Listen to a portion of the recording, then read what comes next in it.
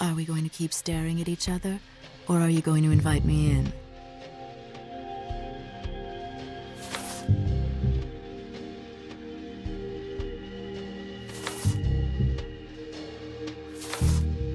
Oh yes, forgive me.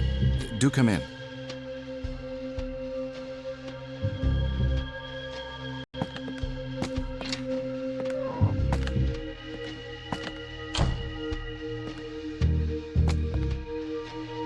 Sorry, I didn't introduce myself. Blake. Sophia Blake. Mr. McPherson, I have an offer to make. Interesting for you, vital for me.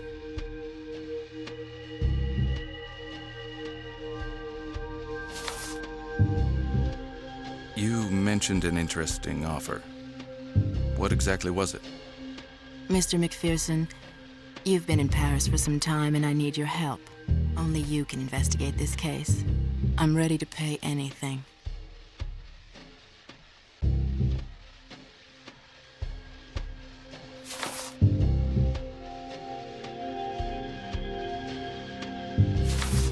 Could you give me any more details about the case? At the moment, it all seems rather nebulous.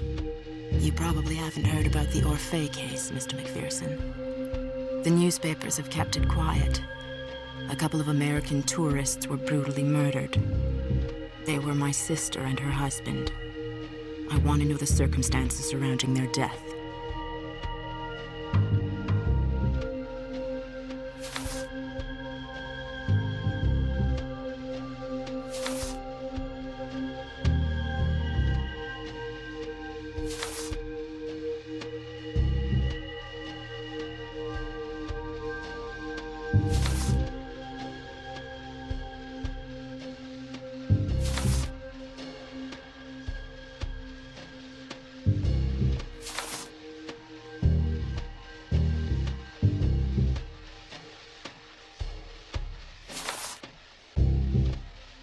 Are the police handling the case? If they are, it may well complicate things. Do Do you know the name of the inspector in charge of the investigation? The detective in charge of the investigation is named Lebrun. You know, the police are the same in every country, Mr. McPherson. Whether you're in New York or in Paris, you mustn't be in a hurry. Lebrun is no exception.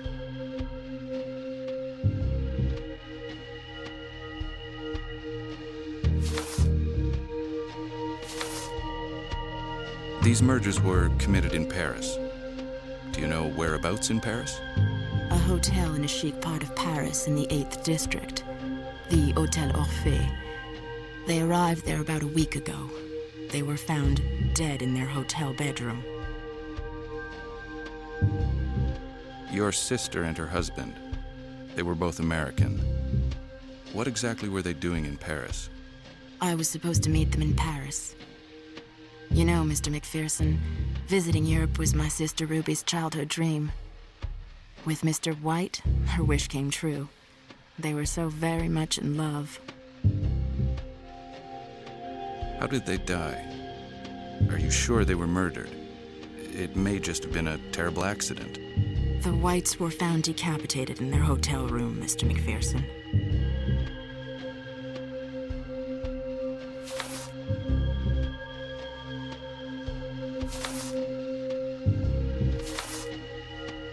I don't get it.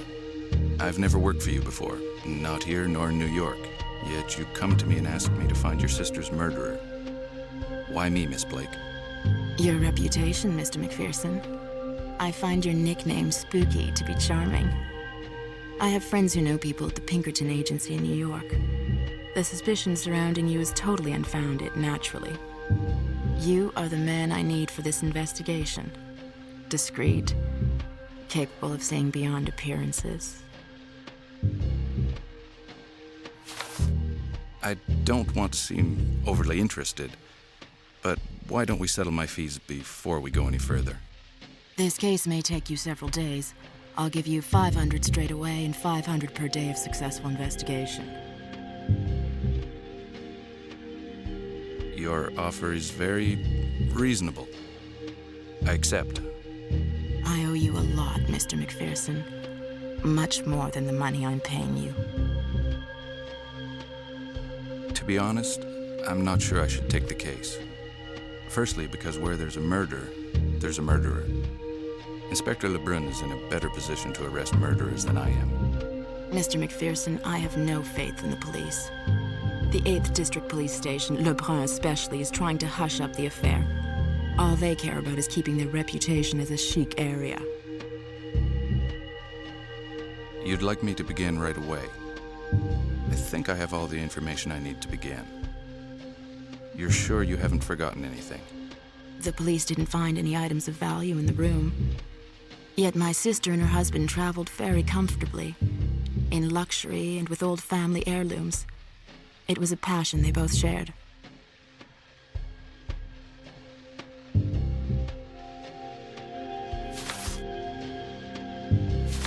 It is risky traveling with large sums of money. Would be a shame if they'd been killed for that reason. How valuable were these family heirlooms? An old relic of no value. My sister was very fond of it. Of no value whatsoever. I hope to have results quickly. I'll be in touch with you when I've made some progress in my investigation. Goodbye, Miss Blake. I ask only one thing of you. Be discreet. The police must not suspect you're involved. If you'd like to meet me...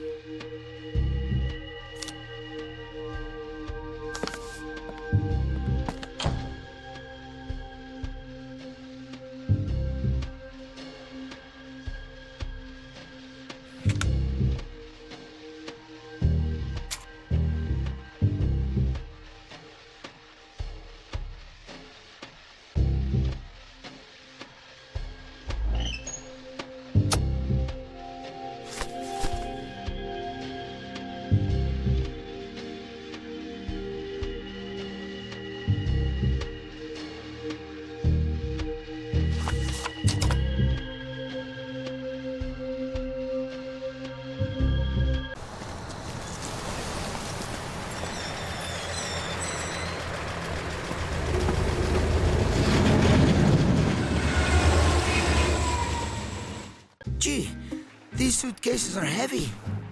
And do not forget, young man, the elevator is still out of order. Oh, brother.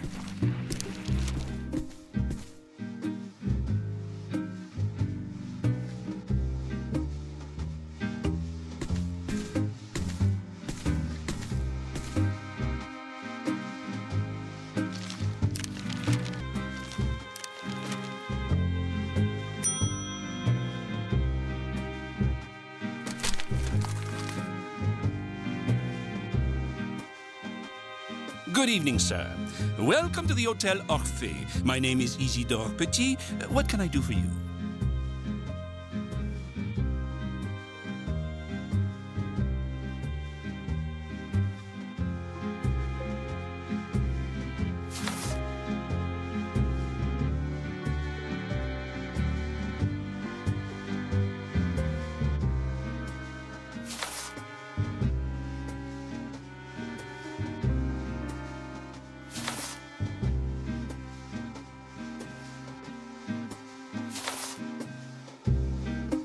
Good evening. My name is Gus McPherson. I'm a journalist for the Clairon de Paris. Could I ask you a few questions concerning the death of 2 American tourists? Name of White. That's it. White with a Y, not an I. Sir, you work for a vulgar little rag. Your newspaper is a hodgepodge of lies and innuendos.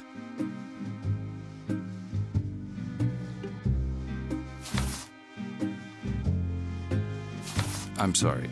I'm not employed directly by the Clairon. I'm a freelance reporter. Those newspapers could not care less about the damage they cause. Such words tarnish the reputation of our establishment. Who will want to rent that room now?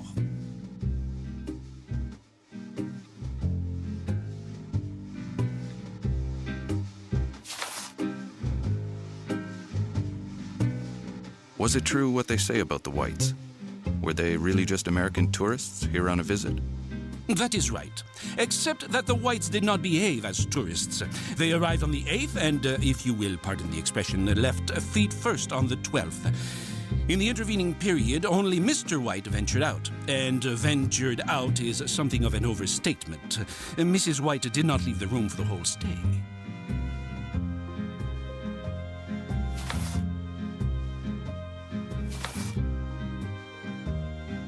Were the Whites always alone in their room? The Whites received no visitors during their stay here.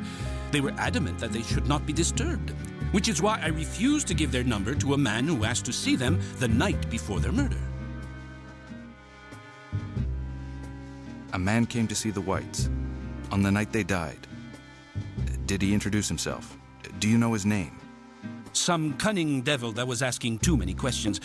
Rather like you, actually. With the description you've given me, I'll be able to draw him myself. I'm something of a painter, too. You are looking for a description with which you are going to produce a sketch, is that it? Well, I cannot wait to see this. The man was French, Parisian, in fact. No spectacles, no. Small, dark, rather wide eyes beneath large, thick eyebrows. Wide mouth, thin lips, a boxer's nose, solid build, a strapping lad. Typical working-class type. If you want any more information, contact the police directly. I'm afraid that I can do no more for you.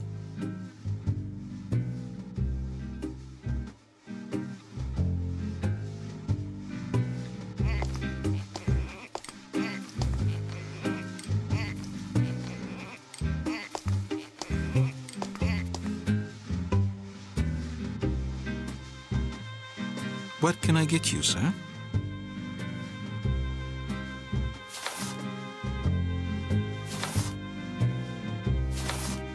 I would like to inquire about a couple of friends. May I help you? What's the name?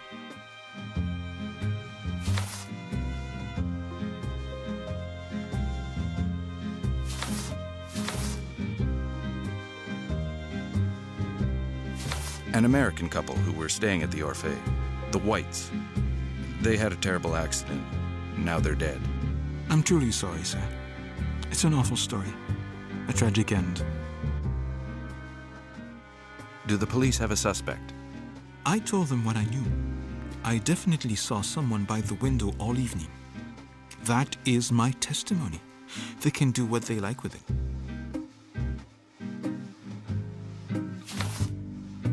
Can you tell me any more?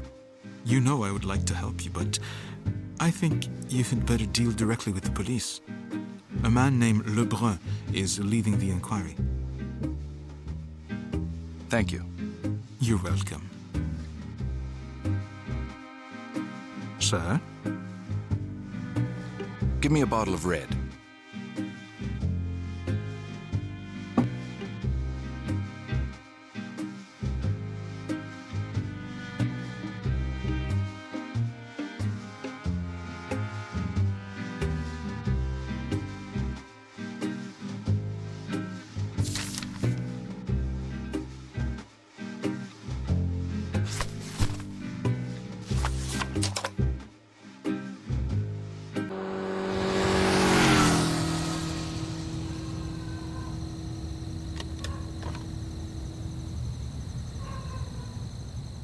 Are you quite sure, Mr. Beauvais, that you have not seen him? Yes, I'm sure. Go on, Mrs. Hellouin, go home. We will take care of this, I promise. Oh, thank you, Mr. Beauvais. You're so kind.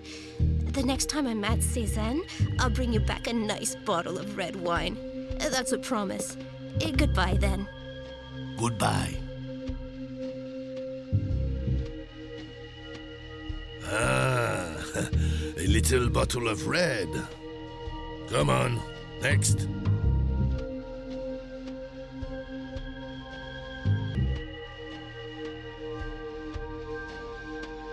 Can I help you?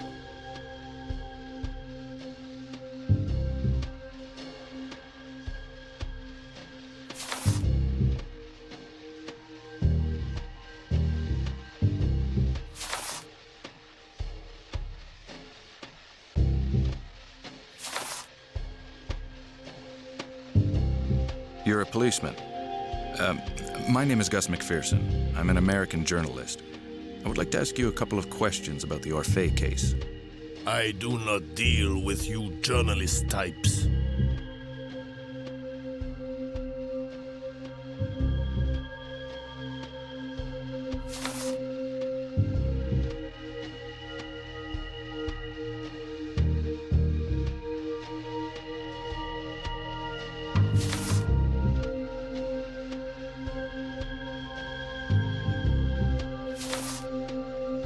I understand. It's always intimidating to come up against a journalist. In any case, I'm not supposed to speak to the police either. Shall we make a little exception? Does your rag have a name?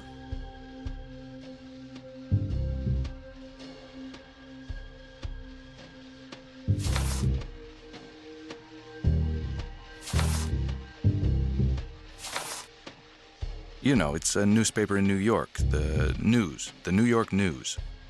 I have a brother-in-law who works at the news. Do you know him? Jules Quincampoix.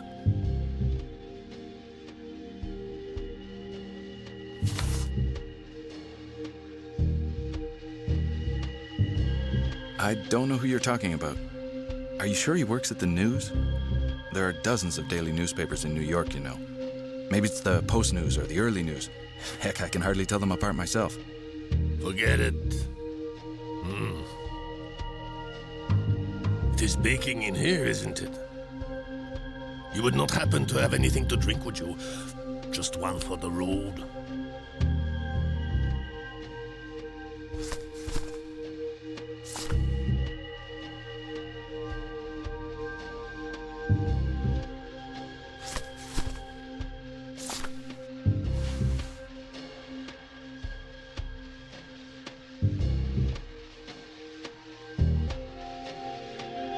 Full of promises and empty-handed, huh?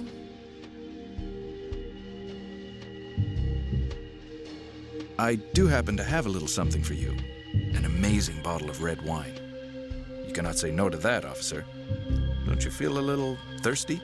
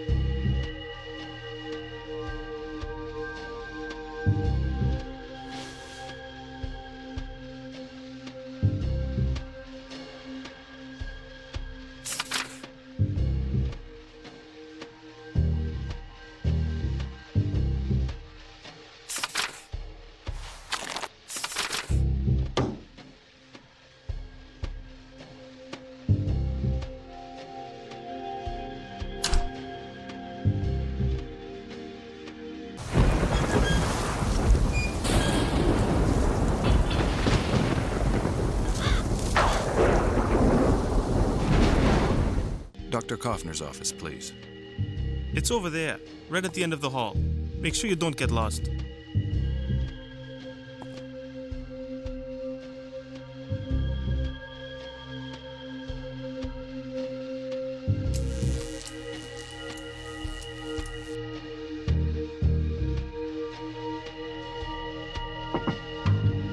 Come in. Dr. Frank Kaufner? What can I do for you, sir? I'm Gustav McPherson. I've come here to ask you a few questions about the White case.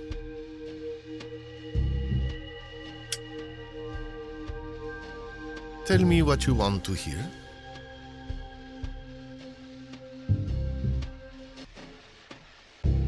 So, you are investigating the incident at the Hotel Orphée?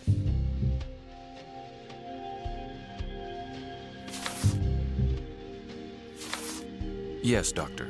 Your professional opinion on the murders. Did Inspector Lebrun send you, Mr. Macpherson?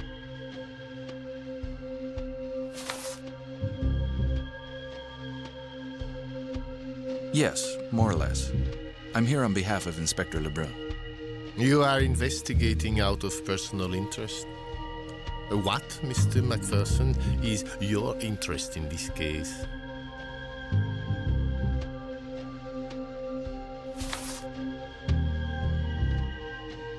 A person who wishes to remain anonymous is paying me to investigate. We all have a reputation to protect. Appearances can sometimes be deceptive, Dr. Kaufner. That's why I would like to clarify this situation by gathering as much information as possible. I am at your disposal, Mr. Macpherson. How can I help you? What can you tell me about the scene of the crime? The police have released very few details. The man who committed this murder, and I stress the fact that he is a man, is probably quite overwhelmed at the present time. This crime was committed under the influence of a sudden impulse, without premeditation. His act is now haunting him. He is not himself.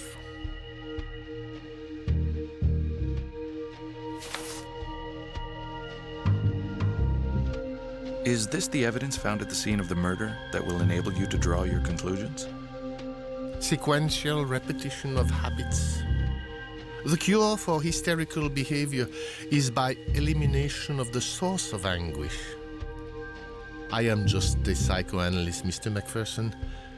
It is the job of the police to draw conclusions, not mine.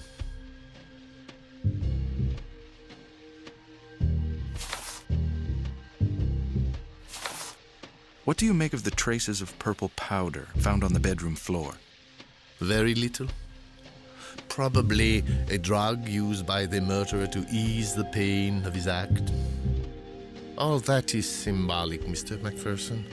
The murderer himself probably doesn't even know. Like all symbols, it is up to us to interpret them. You are implying that the murderer is a victim too, Dr. Kaufner.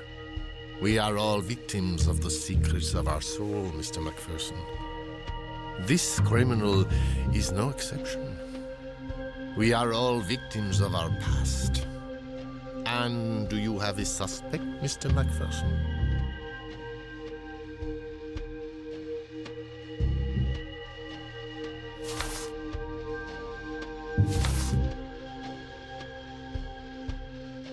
I am on the same trail as the police, only I am surer of my hunch. It has been a most pleasant conversation, but unfortunately, I cannot afford you more time, Mr. Macpherson. I hope I have satisfied your curiosity.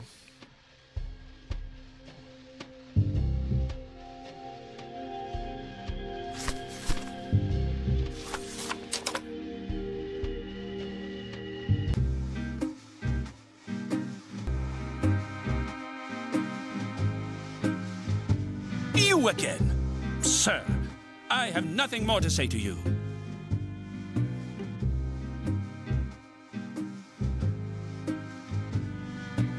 Sir? The police have a suspect. I saw the inspector's report. What do you know about the man who spent the entire evening by the window? That is certainly true. He was here on the night of the murder.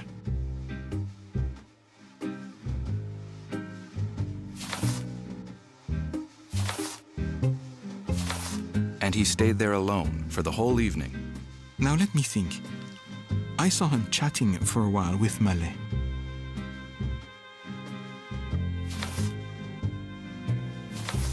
Who is this Mallet? Théo Mallet. Works at the Orphée. He's a lout.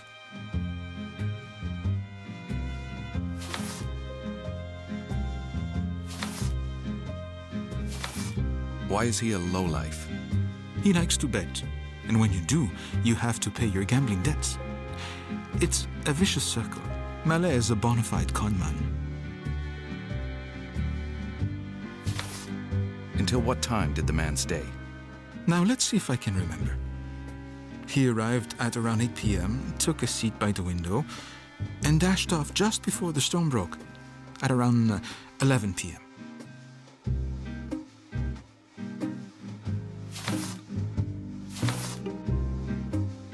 Did you notice whether Mallet gave any money to this man? No. It's the man who gave the money to Mallet. I remember, it was cash. Did you see this man with the whites? I have never seen the whites, under any circumstances. There's no way I would have noticed them with that man.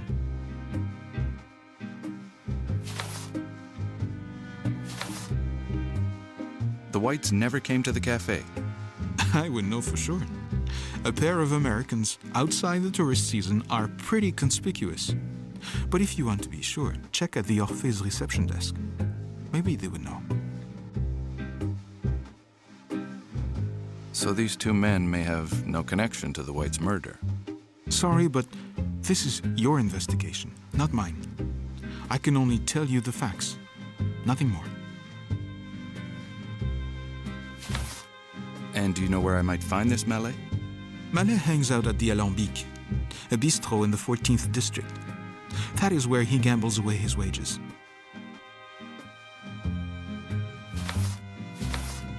Did you see what direction he went when he left? I don't know. You cannot see outside from in here. You'd better check at the Orphée. Petit, the receptionist, would probably know. He was on duty that night. Could you give me a description of this mysterious character? You could draw him? That's really neat. I'll give you a description right now. He was tall, very tall, heavy, black mustache, square-faced, and dreadful eyes. Threatening even. A tough guy. Thank you. You're welcome.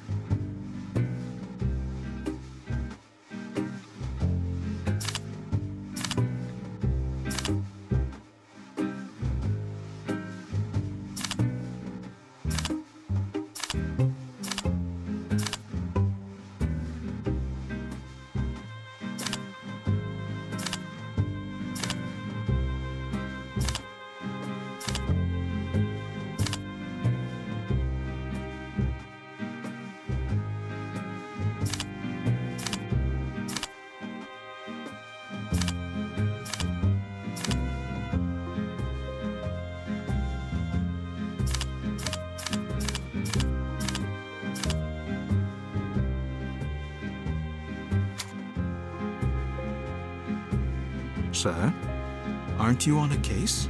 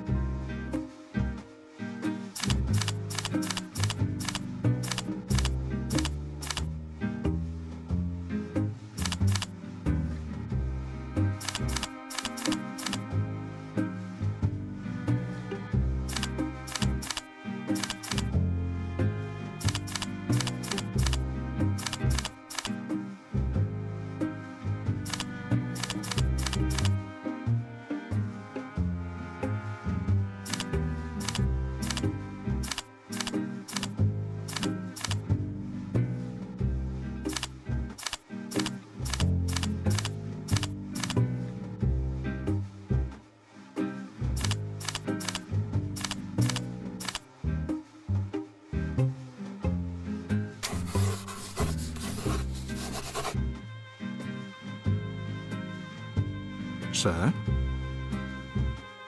Can you identify this man? Yes, maybe. Yes, that's him. Thank you.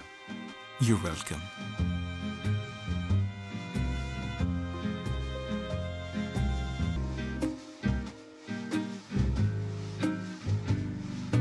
Ah, it is you again.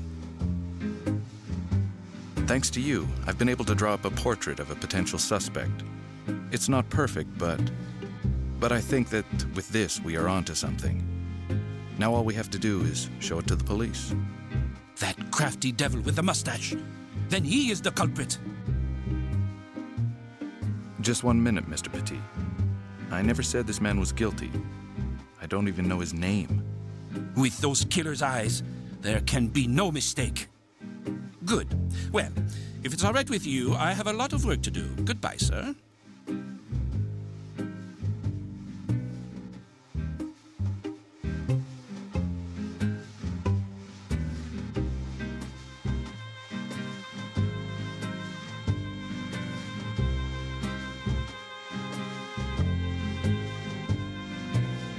I'm sure the front desk clerk will not like to see me going upstairs alone.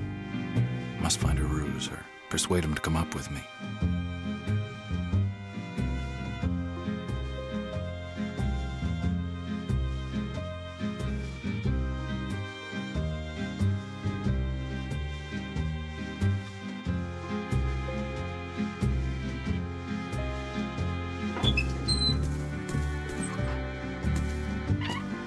And me who found the studio tiny.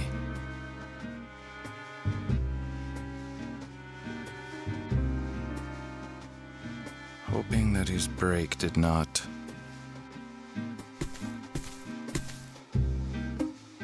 Here we go again.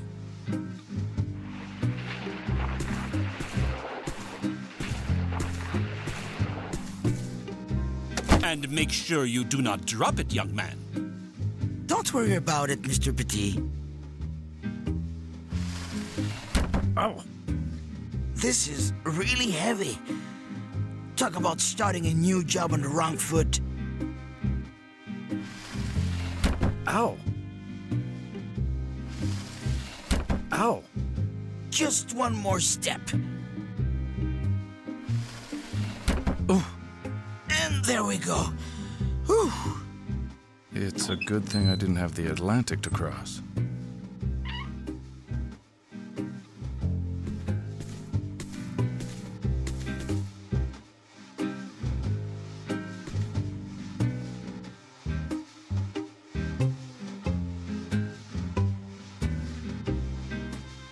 That's not the room I'm interested in.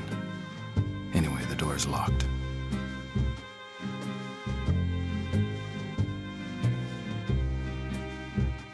Of course the door is locked.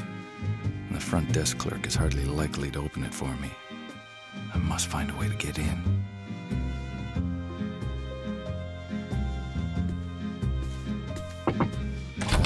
Mrs. Loiseau? Ah, it's the detective.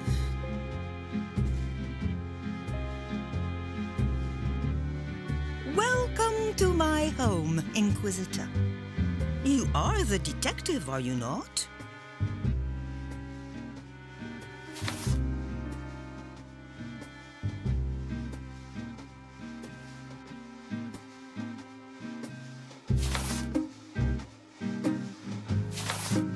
Did you come into contact with the Whites?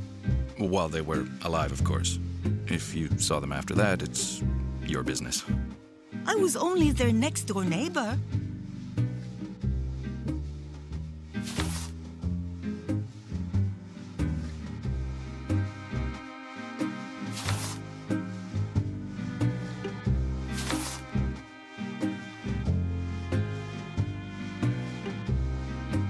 Do you recognize this man? Don't be afraid, it's just a portrait. It can't do you any harm. There is a resemblance, but I do not feel evil in him. Can we talk about the night of the murder without using your clairvoyance? I did speak to the police, young man. but they did not believe me.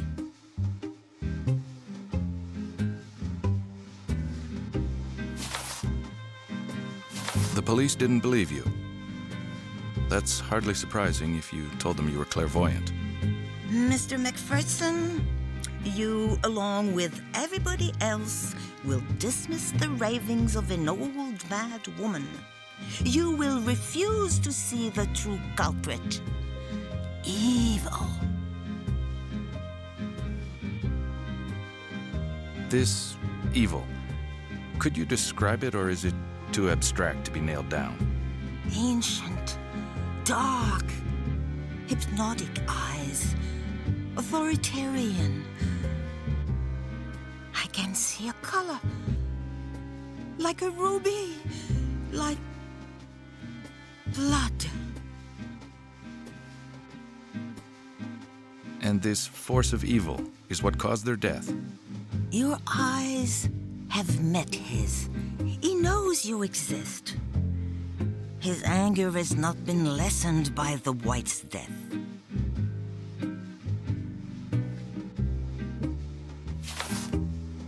You cannot identify my suspect. It is all so confusing. I saw the man so quickly, and he was so terrifying. What did you tell the police, madam? Everything I told the police came to pass. Have you read the report? What did they say about it? That I am mad, is that it?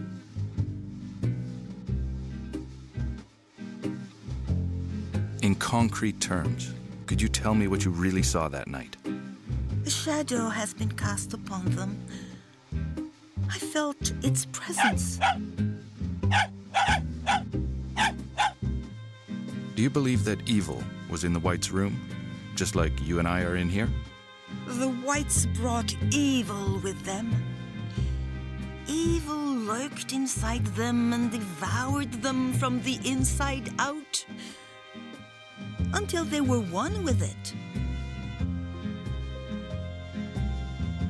This evil, madam, did it know the Whites? No doubt your visions can guide us. Evil wormed its way into the Whites, slowly, relentlessly destroying their being.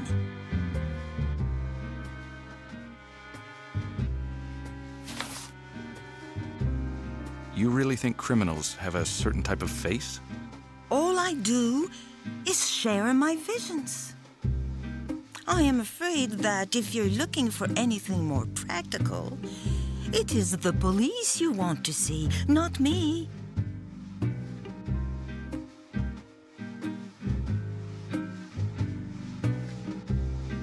You are the detective, are you not? Please, be more specific in your ramblings. Describe this evil to me. Tell me what it is like. Be on your guard. Evil is temptation. It is man's primal sin.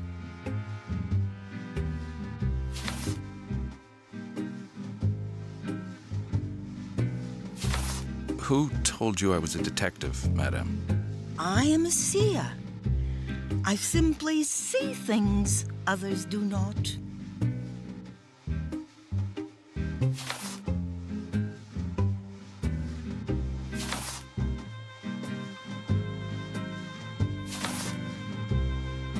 If you're clairvoyant, you can tell me what went on in room 507.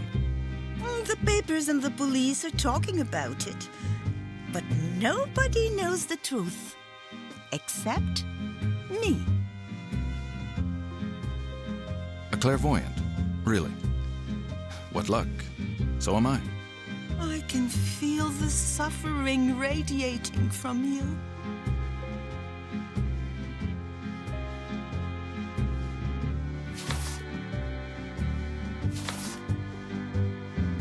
Have you been the victim of visions, madam? Rather like me? Visions of murder?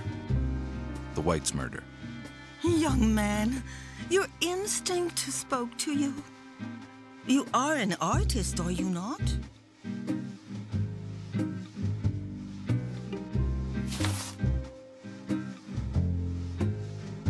Artist, private detective, American, and a lot more besides. At your service, madam. Do not deny the artist in you, young man. It is your instinct, your sixth sense. It is the key to your survival against an unsurmountable force, but you cannot even imagine the existence of. I shall be there to help you find the right path.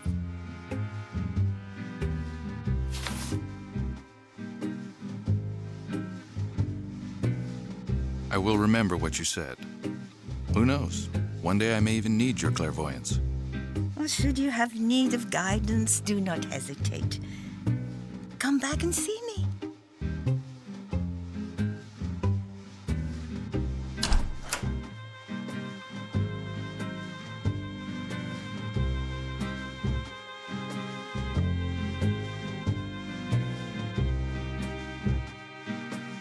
Ah, it is you again. How is Mrs. Loiseau involved in this case? I really don't understand. Is she a witness? Is she a suspect? Can she be trusted? Madame Loiseau may be a little eccentric, but she is our best client. She has been living in the Hotel Orphée for many years now. Mrs. Loiseau would not be a bit, how shall I put it, nutty? Not many people would dare claim that they can sense evil. In any case, I certainly would not. Nonsense and superstition. Any evil presence here is definitely human. People can be gruesome. Good. Well, if it's all right with you, I have a lot of work to do. Goodbye, sir.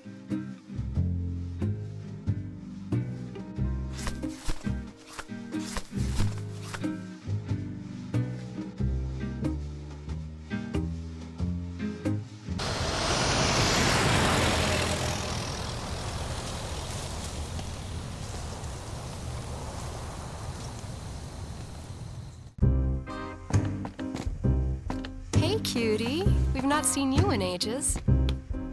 Berenice, what a surprise. Look, I'm in a bit of a hurry. Do you know a certain Théo Mallet? No. But surely the owner does. You're lucky he's in right now. Your Lou knows everyone, you know. You're as charming as ever. Thank you, Berenice. Call me baby like everybody else. Right, I've got to run too, cutie. You know, work. See you soon, okay? Yes, anyway, you know my address. Come up and see me sometime. Ciao. Ciao!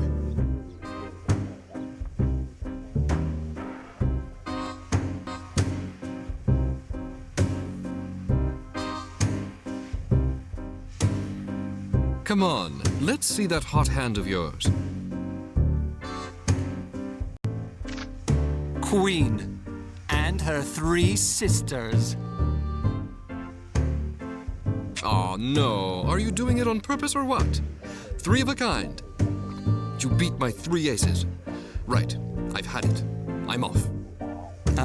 Hulot, you're not going now, are you? Not when I was about to relieve you of your car. Don't start, Mallet. Do not think that you can get away with things just because you have settled your bar tab. Why, it is McPherson. Hey, McPherson, come over here. McPherson? Who is that? Another American in Paris who is broke. Let me introduce you. McPherson, let me introduce Théo Mallet. Hi. Right, I will leave you two. I have work to do.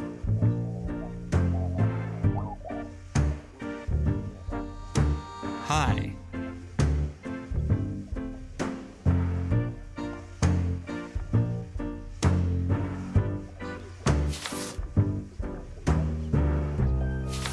I get the feeling I've seen you before somewhere. Have you ever been to New York? Oh, no, Mac. I'm so absent-minded sometimes. The jacket. The Orphée. You're a doorman at the Orphée. If you are interested in the suit, I will give you a good deal. As far as I'm concerned, it is ancient history.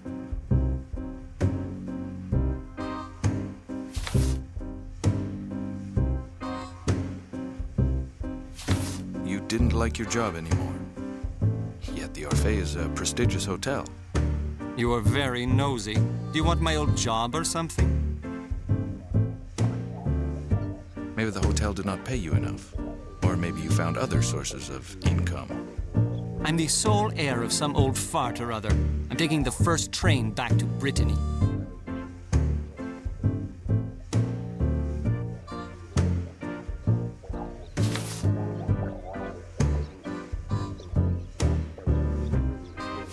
You must admit, it's most uncommon to come into an inheritance right in the middle of the Nantes Cafe on the night of a murder.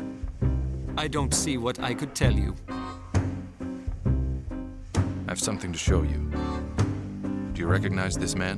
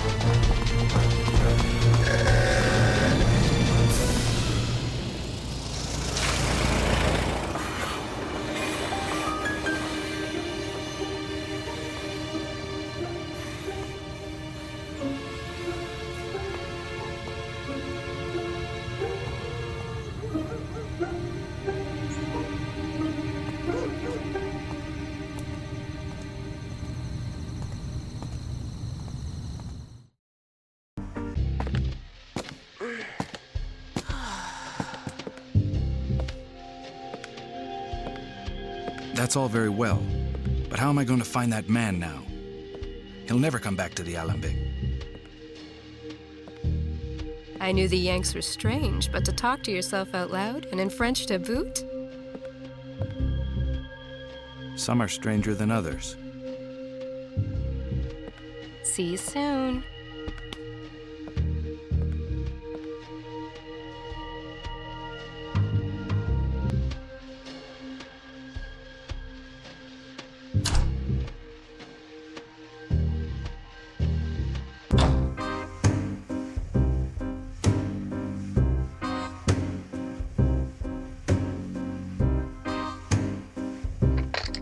Hello, what number can I dial for you? Forgive me, miss. I seem to have misplaced the number. Thanks all the same. If you want to talk to someone, you will need their number. Glad to be of service, sir. Goodbye.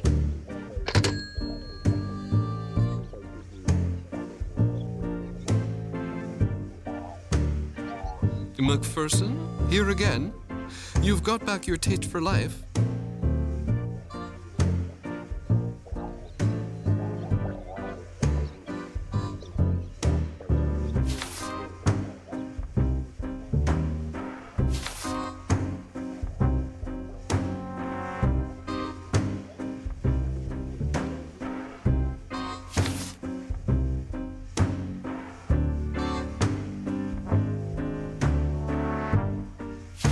Look, I have a small problem. There's this lock I've mislaid the key to. Would you know of a way I could open it without damaging anything? That and a few sticks of dynamite should set you up for that bank job, right? Seriously, Mac, why would I be carrying all that stuff? Do I look like a hardware store?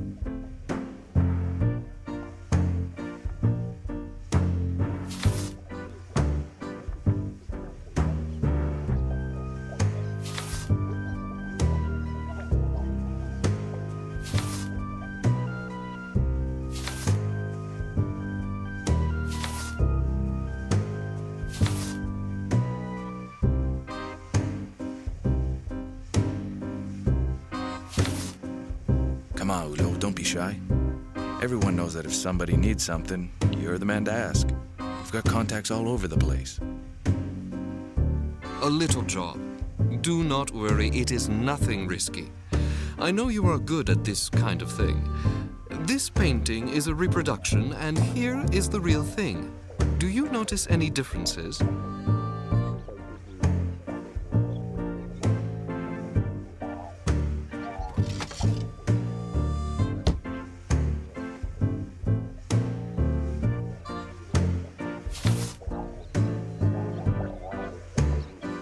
Hulot, you remember the guy who ran off the other night when I wanted to talk to him?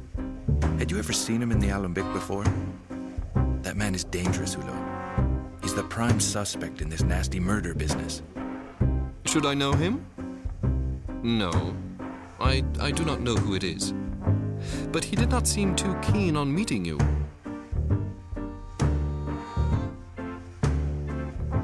Unless I'm very much mistaken, Hulot, you were the last person to see Mallet before he disappeared the other night. You don't just run off like that for no reason. Believe me, Mallet has got something serious on his conscience. Maybe he's mixed up in this murder.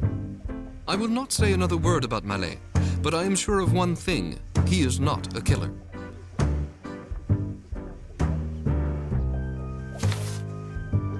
This time, Hulot, I think Mallet really has done something shady.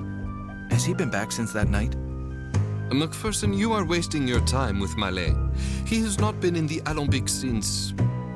Anyway, I already told you he's a stand-up kind of guy. He paid me what he owed, and that is all I care about.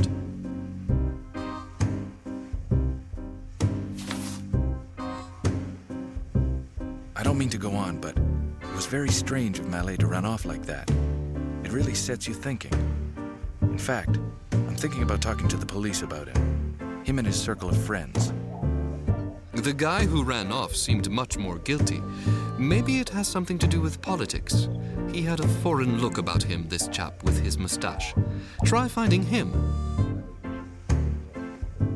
But that doesn't explain why Mallet ran off. There must be some reason. It can't be me, or he'd have run away as soon as I arrived. McPherson, leave Mallet alone. I saw his face when he ran out the back door. It was not guilt that made him run away. It was fear. What do you know about my investigation, Albert? Strangely, no one has said a word. Nobody cares, except your client, I imagine.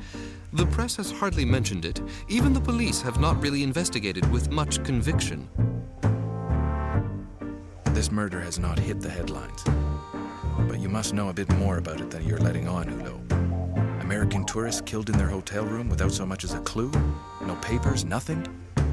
Have you got any leads? All that I know comes from the papers, and that's all I want to know. As far as I am concerned, the matter is closed. Basta così. I won't bother you any longer, Hulot. But make sure I can still reach you. I may need you sometime soon. Goodbye, McPherson. Be careful.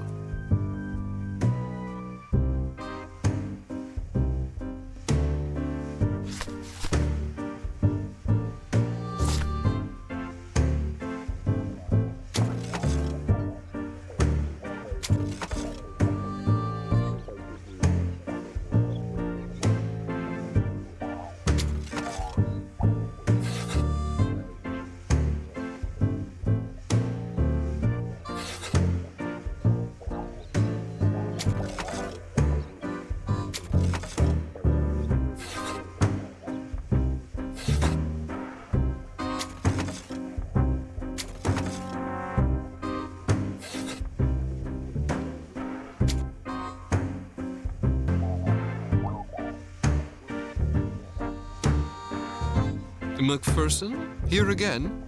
You've got back your taste for life? So there's the job done, quick as you like. Take your paintings back, Hulot. I've finished. Better check in case I've missed out any details.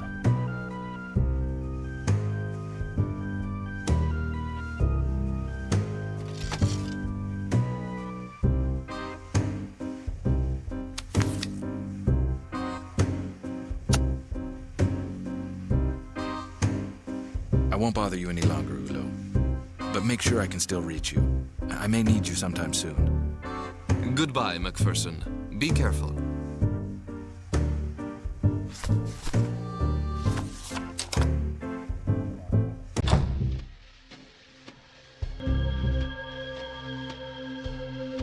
Great. Here is the pen pusher giving it another go.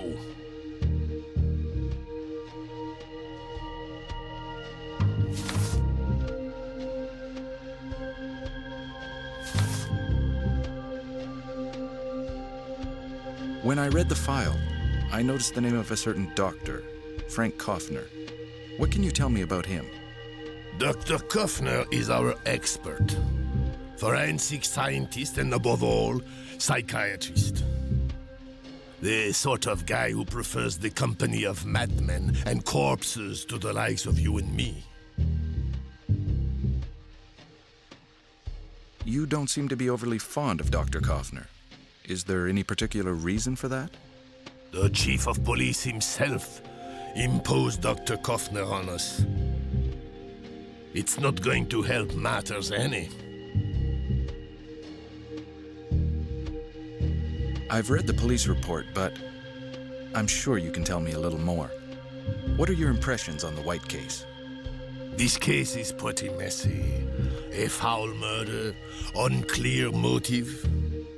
If Inspector Lebrun needs a hand, he will ask me. For the time being, he is managing on his own like a big boy. That is all I know. Of course, if Inspector Lebrun is surrounded by guardian angels like you, he can't be making much headway with his investigations. If he's not making headway in his investigation, it's his own fault. Lebrun is bending over backwards trying to find the mysterious visitor the Whites had that evening, just before the murder. He's not even cross-checking the statements. Am I right in thinking Inspector Lebrun is in charge of the investigation on the White case? Would it be possible to meet with him? That way we can compare our information. He is not seeing anybody, just make a statement. I've got some information on the Orphée murders. Exceptional information. Fresh info? You are better informed than us, are you?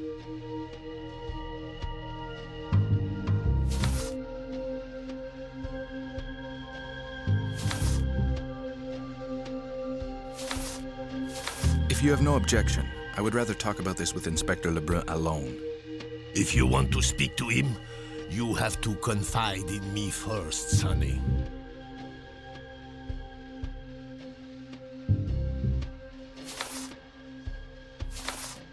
I have some fabulous new information on the Orphée case. A portrait of the killer. Here, look.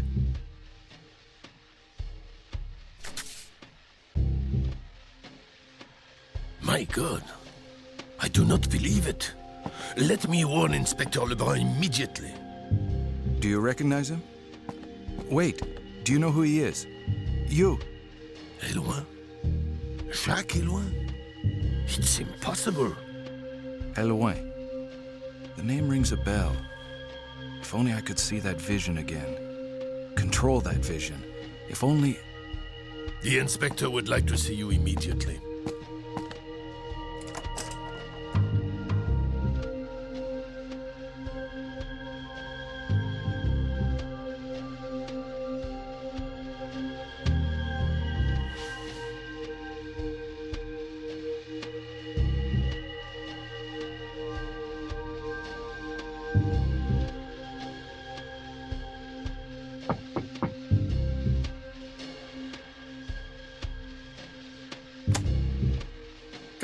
Come in, dear sir, come in.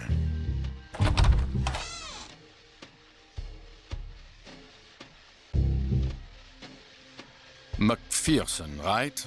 You are a journalist?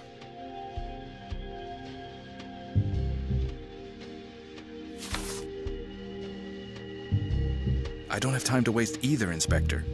I've got some news on the White case. I'm listening, McPherson. Go on, fire away. I have a portrait of a suspect who may very well be the guilty party. Where is this portrait from, McPherson?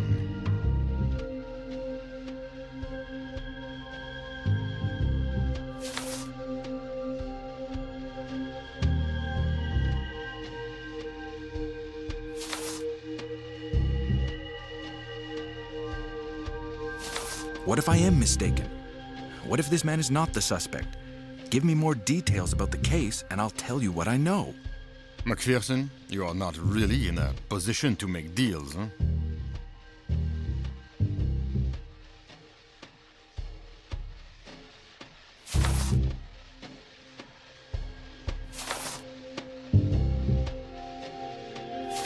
Before I showed up, your suspect had no face, Inspector Lebrun. Okay, Macpherson. Say I do know him. Does that get you any further ahead?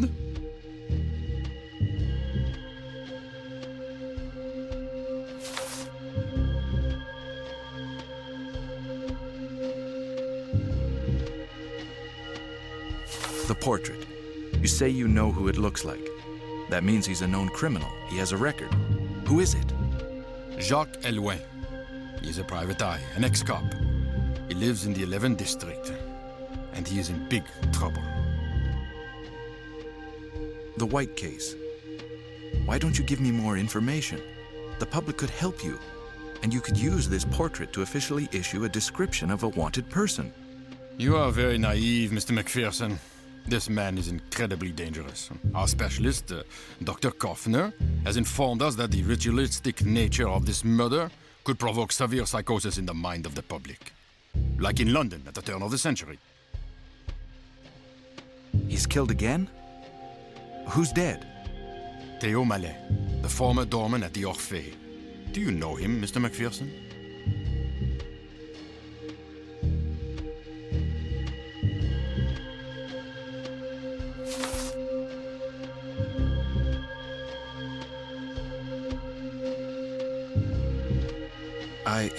I talked to him last night. It was he, Mallet. Mallet fled as I was showing him the portrait of the suspect. What you are telling me only serves to prove his guilt. Now you have what you want. Make yourself scarce. I need to think. Goodbye, McPherson.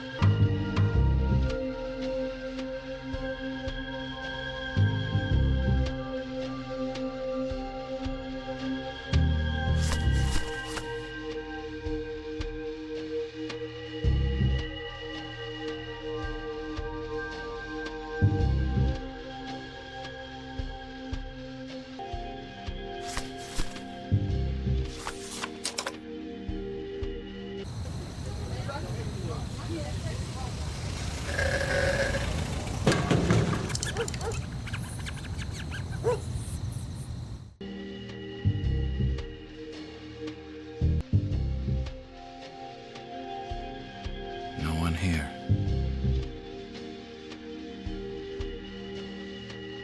Locked, obviously. What else did I expect? Looks like there's nobody in there. I need to find a way to take a look around.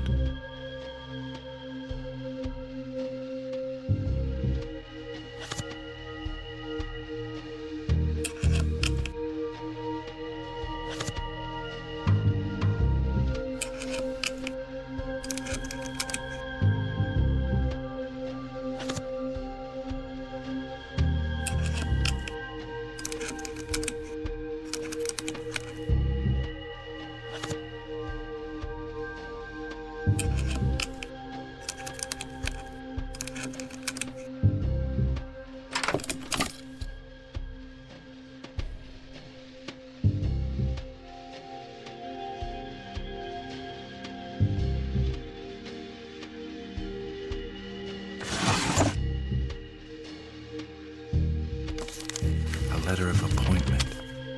Signed Grégoire Dalpin.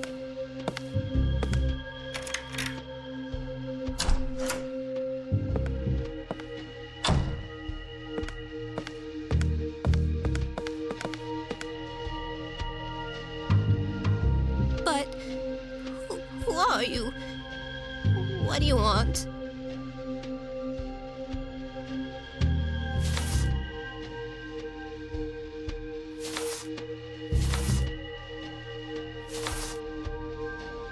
My name is McPherson. I expected to find Jacques Hellouin here. Do you know where he is? My son is away. He's not here. Why do you want to see him? Madame, Hellouin is wanted by the police for murder. Liar! I do not believe you. Jacques is not a criminal. Get out. He's not here. Scram! Any idea where he may be hiding? Hiding? I swear he's not here. Why would he hide? I've not seen him for several days. I have no idea where he is. You're lying, Madame Hellouin. Tell me where I can find your son. I mean him no harm. On the contrary, I need to talk to him. You do not want to harm him. Can I trust you? Please understand, Hellouin has not done anything. He's afraid, that's all. He's not hiding, but he needs help. My son is up there. Follow me.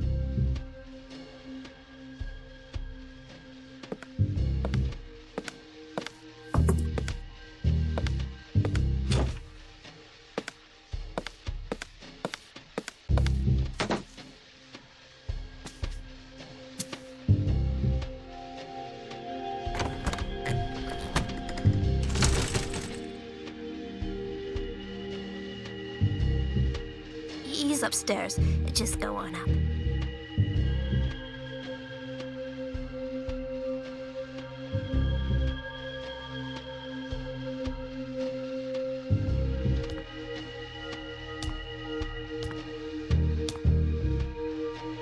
Right. Jacques Hellouin, I'm arresting you for the murder of Regis and Ruby White. I'm innocent. I may have led the murderer to the Eatons, but I did not kill them. The Eatons? What are you talking about? It's a long story, but this is what happened. It was after a rather tiresome case. A story of adultery that ended badly. The husband had hired me because his wife has supposedly run off with the money. She told quite another story, of course. I will spare you the details. I came home shattered. During my absence, a certain De Alpin had come by about some employees who had swindled him. I knew that De Alpin was a banker and that there would be plenty of money in it when I was dead on my feet. So I told my mother to call him back and tell him to get lost. That's when she showed me the check. So, off I went again.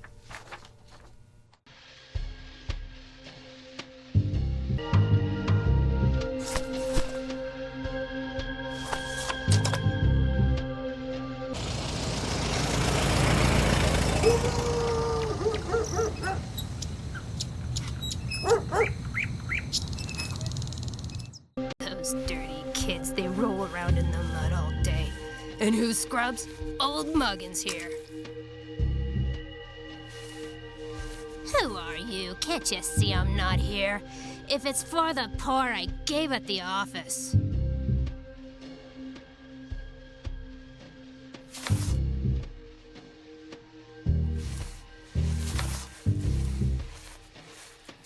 Lovely day, isn't it? Say, can you give me the Eaton's room number? The Eatons?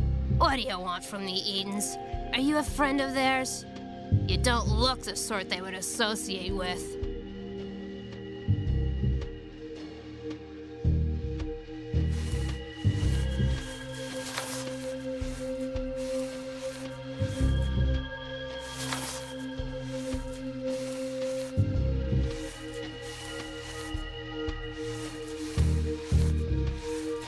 Paul and I were in the same regiment during the Great War.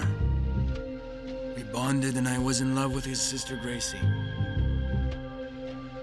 So when I heard they were coming to Paris, I just had to surprise them. It is certainly going to be a surprise. Except you're the one who's going to be on the receiving end. As I understand it, you and your sister... That's a laugh. His sister, the tramp. She's not his sister, she's his dame. That Mr. Paul really conned you. In any case, your lovebirds have flown the nest.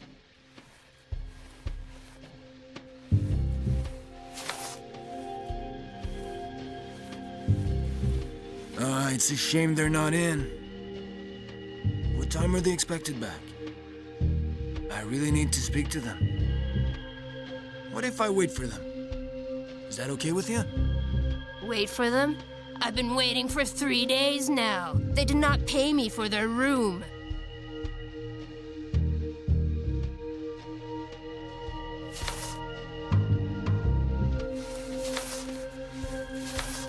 Wait, you mean Paul and his sister are not in fact brother and sister? I know how to recognize lovebirds, thank you. Yours were more like two vultures about to devour each other, always tearing each other's hair out. And she was the one who ruled the roost. She was hardly ever around. That Paul used to get in a right state when he was hanging out with the Montparnasse lot.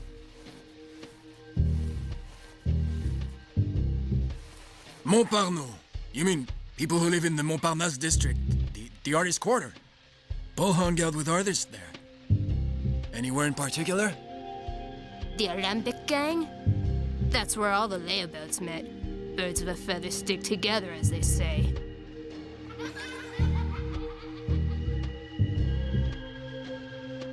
These bloody rascals really want to drive me off the wall.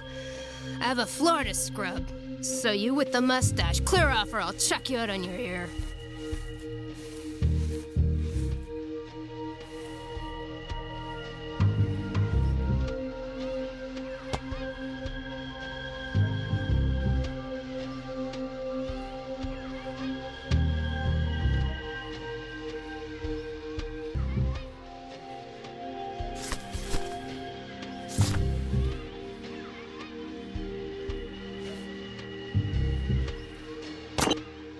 Little rascals, wait till I catch you!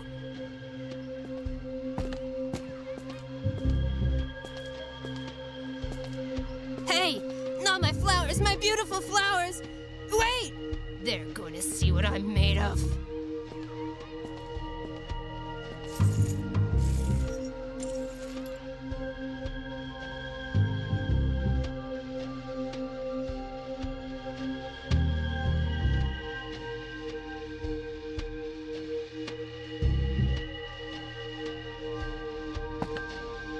Strange.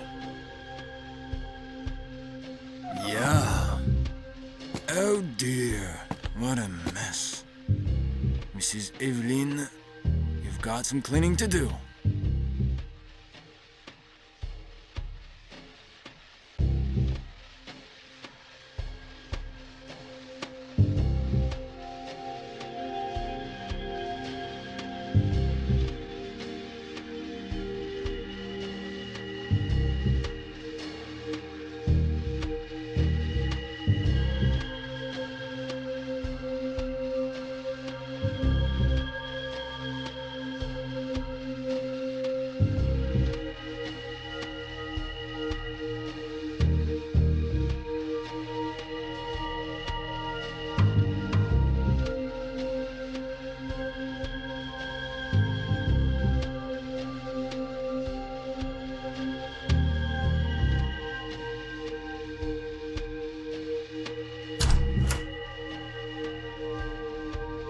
Locked safe.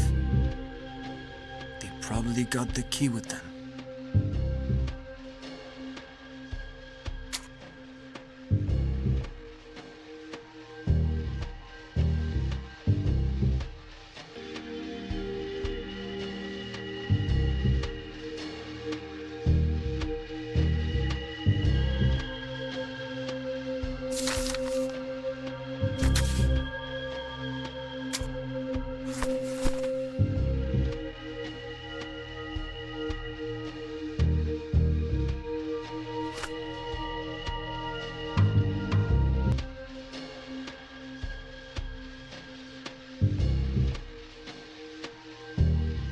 A boat ticket.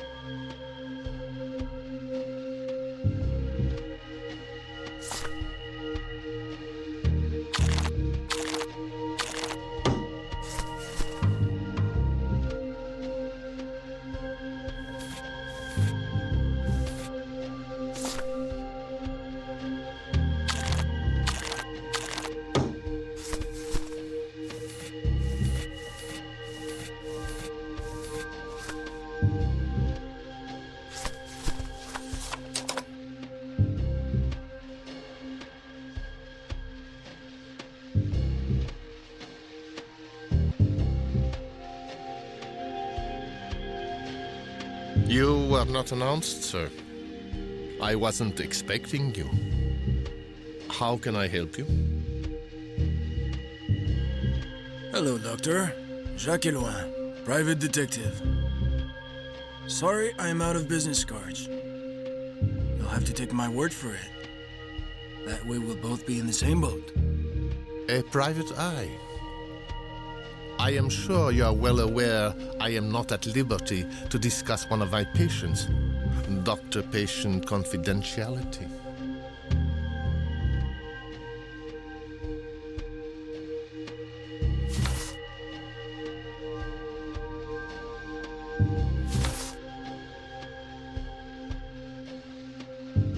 My work is somewhat like yours, Doctor.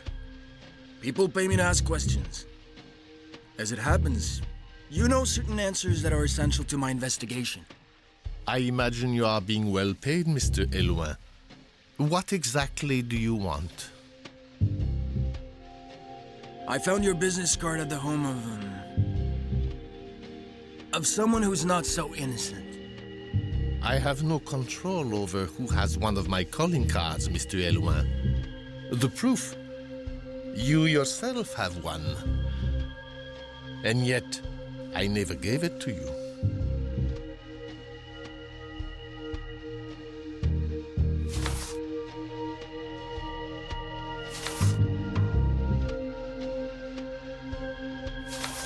You do not happen to have a patient by the name of Gracie Eaton, Dr. Kaufner? Gracie Eaton? Of course, Mr. Hellouin. What do you want to know about Gracie Eaton? Gracie Eaton is a little crazy, isn't she? You do treat the mentally ill, don't you? Not all of my patients are ready for a straitjacket, Mr. Hellouin. On the contrary, I care for all those with tormented souls. It's called therapy. One could classify Miss Eaton in this category.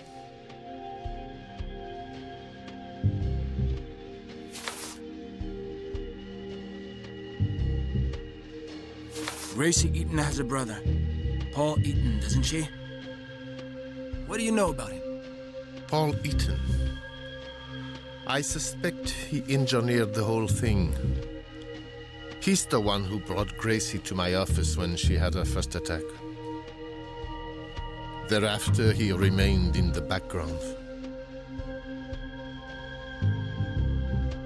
You know why I've been hired, and I won't hide the fact that I do not have any hard facts on the theft. Is there anything you can tell me? You know enough to complete your investigation, Mr. Hellouin. Listen, old chap. If you want to know where the Eatons are hiding, you have come to the wrong place. Yes, I introduced Gracie Eaton to the companions. Yes, she knew the Alpin. But as to how intimate they were, that is their business. All I can tell you is that if I knew where she and her brother were, you would not be here. So, do the job you are being paid to do, Mr. Hellouin. Find the thieves, and let us get on with the rest. We each have our own role, do we not?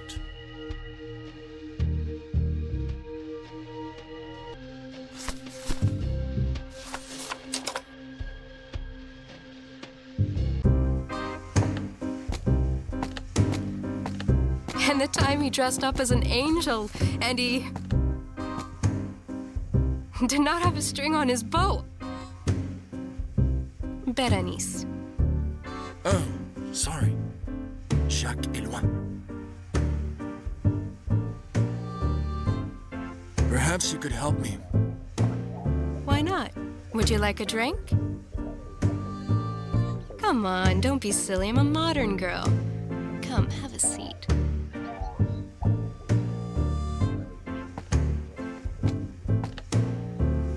You've never been here. I would remember your face. I'm curious to know what brings you here.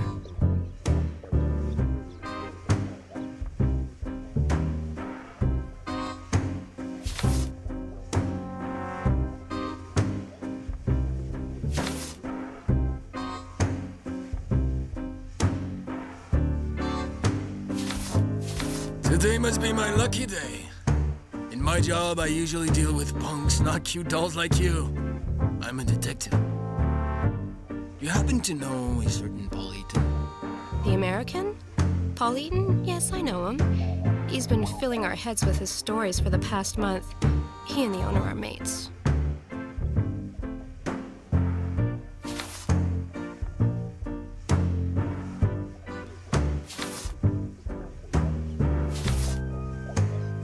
What about Paul? Does he come here often? You know, if he starts bugging you, it would give me more reasons to nail him. You know, Jacques, that Eaton smells like trouble. One day, he turns up from God knows where with his little British accent. After a few drink sessions with Hellouin, the owner, he loses his accent. After that, he shows up here practically every day, more American than ever. Then wham! No more news. Well, that's a shame. I was really hoping to find him there. To be honest, I went to his place before coming to the Alambic and like magic, they disappeared. So, I thought you might be able to help me. We do not really know what Eaton is doing in Paris. In the beginning, he said he was with his sister, a student. After a few binges, his sister had become his wife, and they were both onto the scam of the century.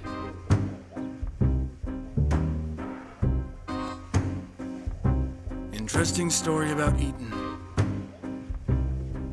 Is he on to something big? Did he give you any details? Mind you, with guys like him, you never know what to believe. I'm fond of you, Snoop. You know how to go about things. I'm going to help you. Paul Eaton was in Paris for a contract. A scam that would make him rich. His wife was his accomplice. Then he got the jitters. He's hiding now. Hellouin, the owner, definitely knows more. You'll have to see him about that. Only thing is, he's not too fond of private snoops.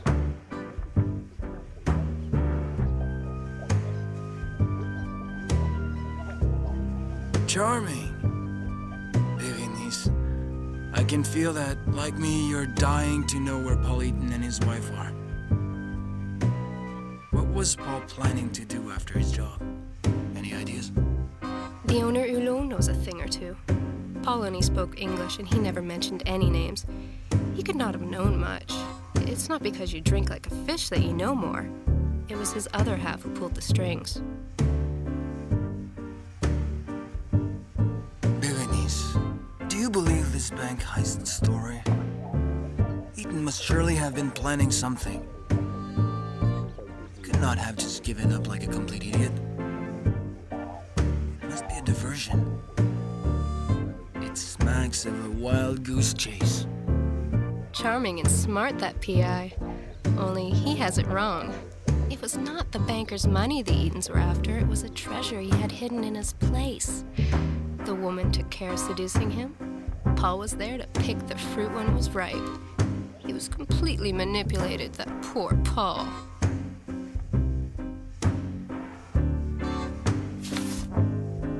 The owner, Hulot, is also your friend. Would you be kind enough to introduce us? The owner's not here. He's just driven off. Actually, I think he had a rendezvous with Eaton.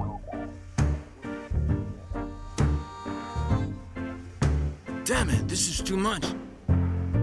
I'm always one step behind. This time, I'll catch them before they slip away again. It is simple, Jacques. The owner went dashing off. He mentioned a restaurant, getting back late. How would I know? A restaurant. How fitting. I was planning on inviting you. But a restaurant in Paris, it's like looking for a needle in the haystack. Any idea which one? And why would I know? Eaton talked about going out to a chic restaurant with his wife, but he did not even know which one. It was Hulot who scribbled down the address before leaving. Berenice. Pretty name. Your knight in shining armor left you alone in such a place? That's hardly wise. I'm old enough to look after myself, but thanks for the thought. That's all you know, is it? In any case, someone as charming as you is always beyond suspicion.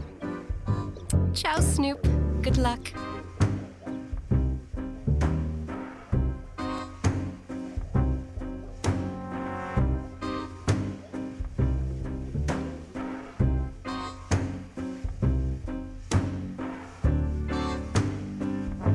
Look, a notepad.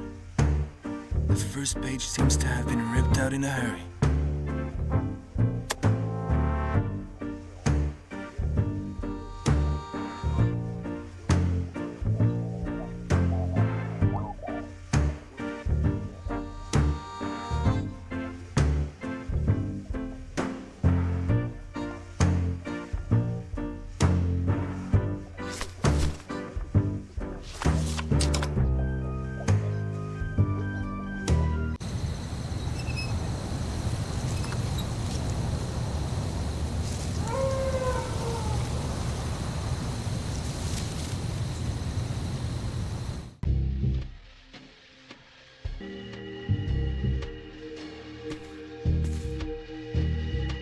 Good evening, sir. Are you expected?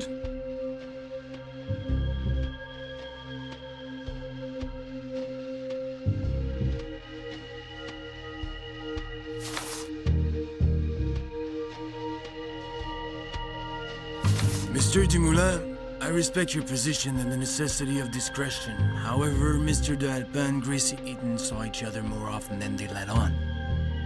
They even had a favorite restaurant they went to. Can you give me the name? It would be preferable if you ask Mr. d'Alpin that in person, when he is available.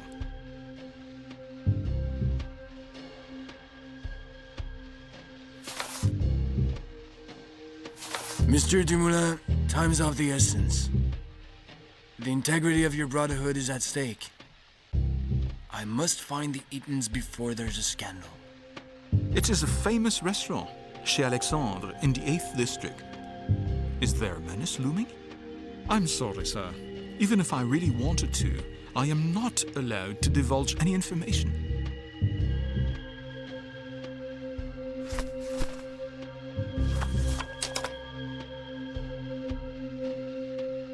Hulot is implicated in this affair? But how? Who knows? He's a fence, is he not? I brought you a little snack. Thank you. I'll just put it there. We'll help ourselves. Okay, where was I? Yes, the restaurant.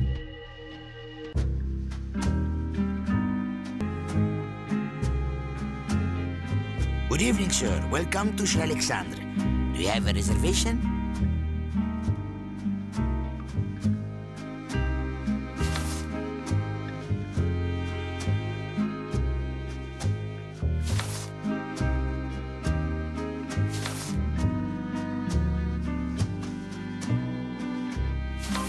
I'm here to see some friends. 2 Americans, a couple. The Eatons. I hope I haven't missed them. I do not see any reservation under that name.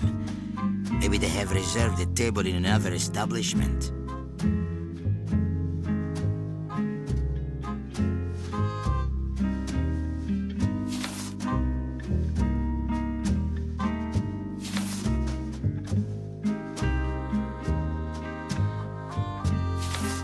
Oh, come on, try a little. Another guy may have joined them. A certain Hulot. You should have said so. Of course I remember them. They had quite a scene during the meal, arguing no stop. In the end, a man turned up and they all left in a car. But you're mistaken about the name. It was White, not Eaton. Of that, I'm sure.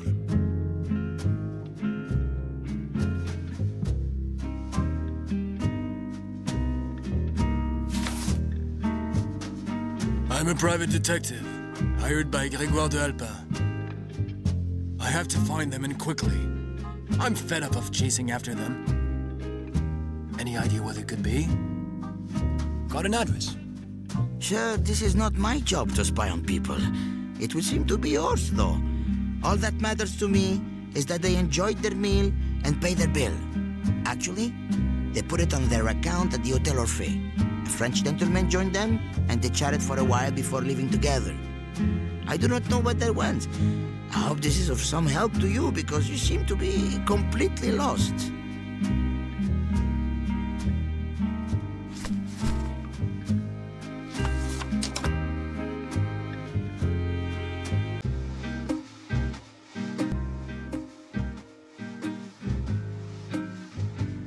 Good evening, sir. Welcome to the Hotel Orphée. How may I help you?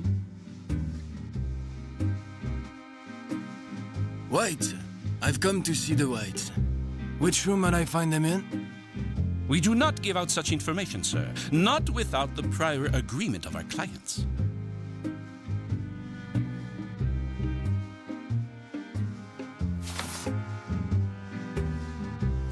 Come on. It's not as if I'm asking for the moon. I just want to know if the Whites are guests at your hotel. I'm sorry, sir. I will not answer any questions regarding the Orphée's guests. Ha, I had you going there for a minute. The Whites really are guests at your hotel. Why? I never. I strongly advise you to leave this establishment before I call the authorities. Hey, and while we're at it, any chance I can get their room number as well? That is enough. I refuse to talk to you any further. You're not the first guard dog I have encountered, but you're certainly the toughest. I'll let you think about it. Do not worry, though. I'll be back soon. It is better that way, sir. Okay, what do I do now? Now what? If you want any leads about the Whites, wait for me at the Nazi. I will give you some. This case is really beginning to get on my nerves.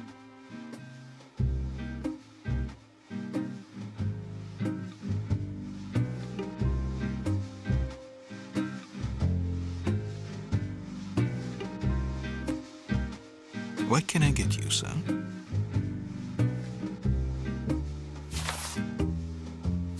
A bottle, please. That will be 5 francs, sir. All right. Thanks and good day.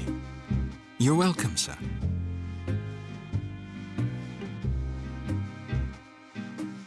Sit down.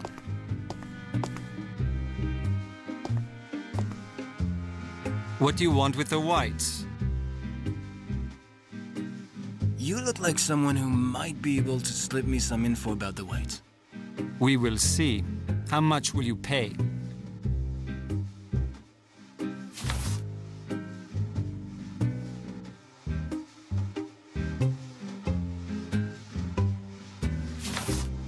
not worry, it's my client who pays. Ah, someone who gets things quickly. We're going to get along just fine. Now, what do you want to know?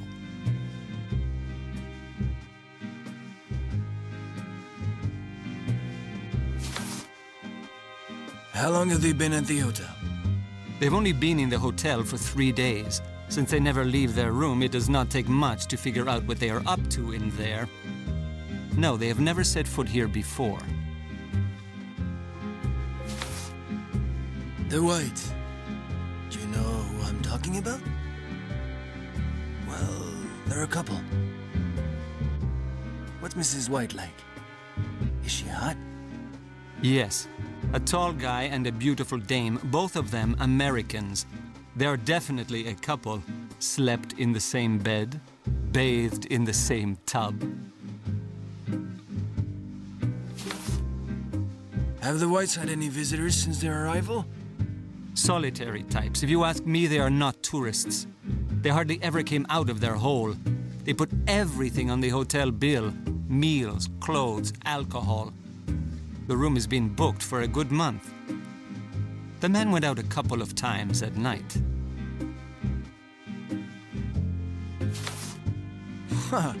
Never a dull moment, those whites. Always leading the good life. That being said, I do not envy them. Cash can go to your head sometimes. You can tell right away the whites are not very classy people. No manners. They think they can get away with murder. Will you give me their room number? I'm gonna pay them a little visit. Room 507, but you are out of luck. They're not there. Must have kissed and made up. The dame has dyed her hair red. Look, I've got other things to do, you know. It's not like your money is going to a life of leisure. You ought to hire a private eye.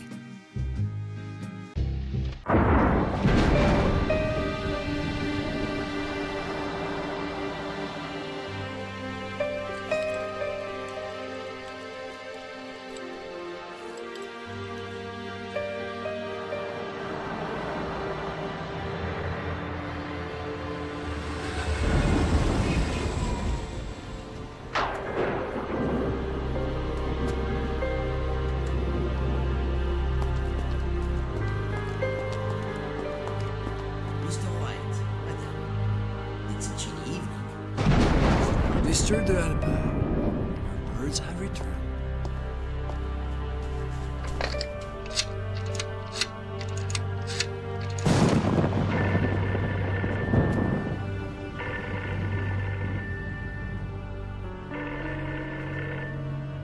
Even so, I would like to take a quick look. Room 507. Just a quick look. That's when I saw the most amazing thing in my life. I do not know if it was the smoke that blurred my vision, but one thing is for sure. That creature was not trying to keep them warm.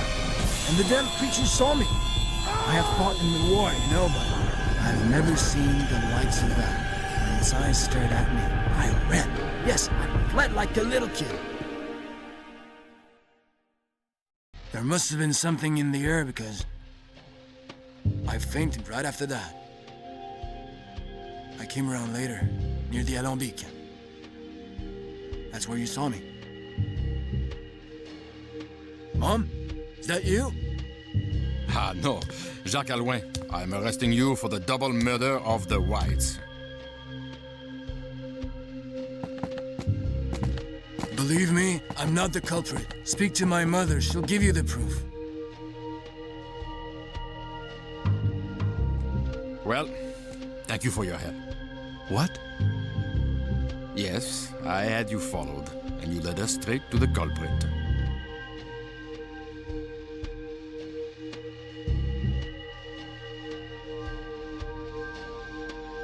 No. Something is off. I've been tricked like a sucker. But by who?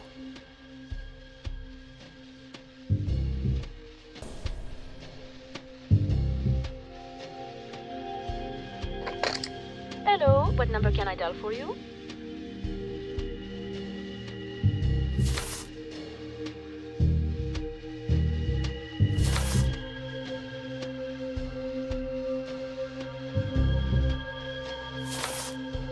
I'm sorry to disturb you, miss. Can you connect me to the Élysée, 1528? I want to speak to Sophia Blake. Right away, sir. Sophia Blake, who's speaking? Miss Blake, this is Gus McPherson. Can we meet? I'd like to clarify a few points with you. Meet me in an hour at the restaurant Chez Alexandre. We can talk there.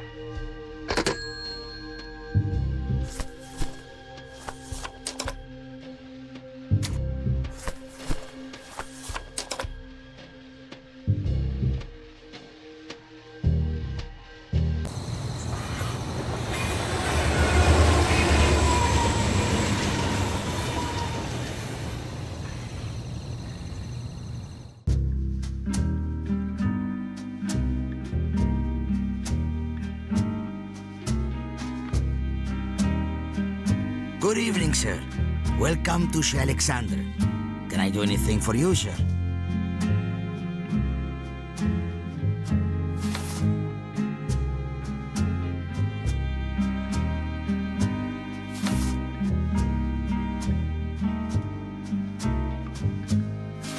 A table has been booked under the name of Blake, Sophia Blake.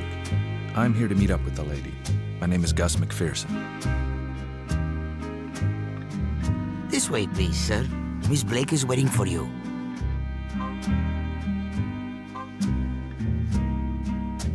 If you want to see me, Mr. McPherson, I imagine it's because you've made some headway.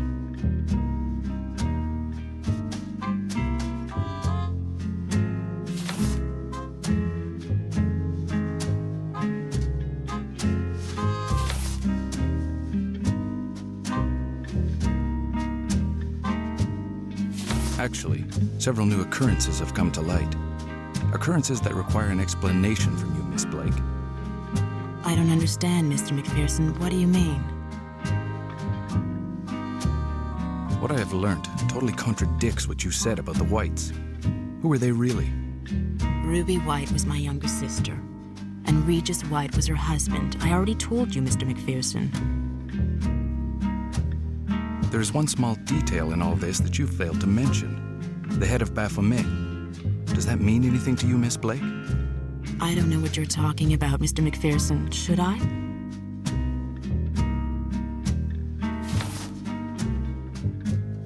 I do not like to be taken for a fool, Miss Blake. All right. I admit that I wasn't totally honest with you. What do you want to know?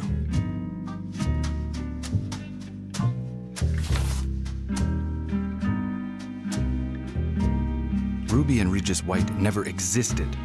Not as you described them anyway. Who were they really? I don't have a sister, Mr. McPherson. Ruby White's real name was Faye Johnson, and Jerome Johnson was her real husband. I hired them, a terrible mistake on my part, but I'm not responsible for their death. Who, in your opinion, killed the Whites? The Whites were criminals, Mr. McPherson. They made a foolish mistake. They're dead. Aside from their own carelessness, it can only be because of the man who was behind all of this, Grégoire de Alpin.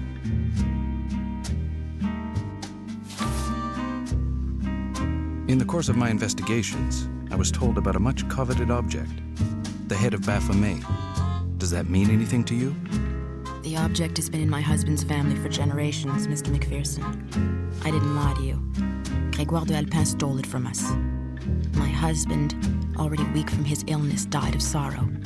I now want to retrieve what is rightfully mine and avenge the memory of the man I loved. Then you recognize the existence of this man, Grégoire d'Alpin. Who is he really? A madman, blinded by an obsession to possess a supposedly valuable relic. The head of Baphomet. By stealing it, he destroyed my life. D'Alpin led my husband to his death, my family to ruin. What were they doing in Paris? I want the truth, Miss Blake. They were supposed to retrieve the object that was stolen from me. Everything was planned in minute detail. They failed. Their death is a regrettable accident.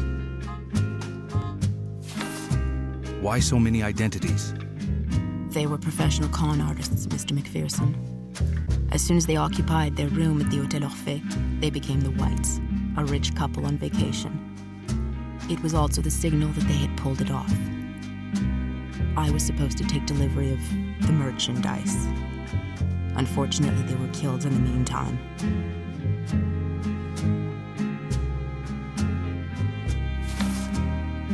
Do you think the killer will strike again? He would do anything to achieve his aim, Mr. McPherson. Everyone who has crossed his path is in danger. The man is insane. He'll kill again. You must understand that you are the only one who can stop him. We have to put an end to this madness. The object must be found before other heads roll.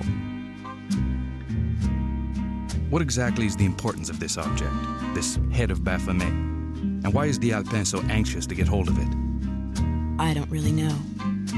My husband was very secretive about the value of the head of Baphomet.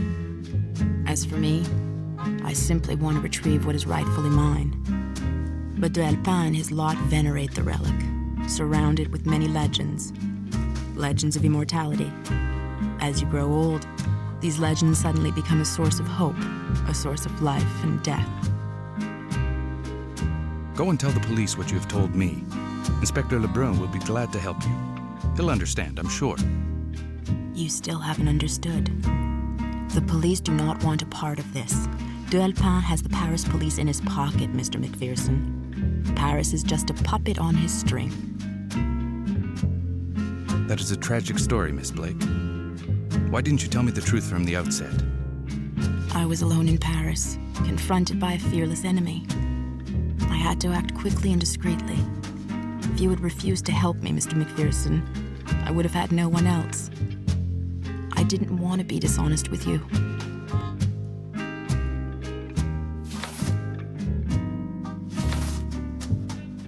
Supposing I refuse to continue the investigation? It's too late, Mr. McPherson. We can't back out now. The Whites are dead. This doorman is dead. Your patron is dead. Would you be able to live with new victims on your conscience? Innocent people you've met, questioned? Find me the head of Baphomet and the problem will be resolved.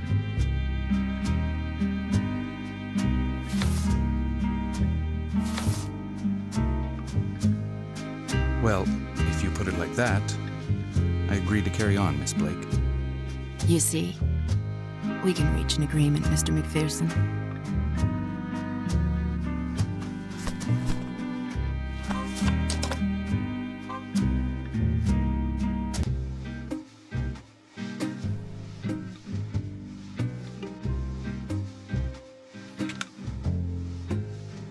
Good evening, sir. Welcome to the Hôtel Orphée. My name is Isidore Petit. What can I do for you? When the Whites returned on the night of their death, did you notice if a car dropped them off? A smart car. I don't remember the make. Who knows? I was here at the desk. Mallet was taking care of the door. Actually, he saw to all the doors. He was a doorman. And one good reason why all the locks throughout the establishment ought to be changed. Mallet is no longer with us, and nobody knows what he has done with the master key. Good. Well, if it's all right with you, I have a lot of work to do. Goodbye, sir.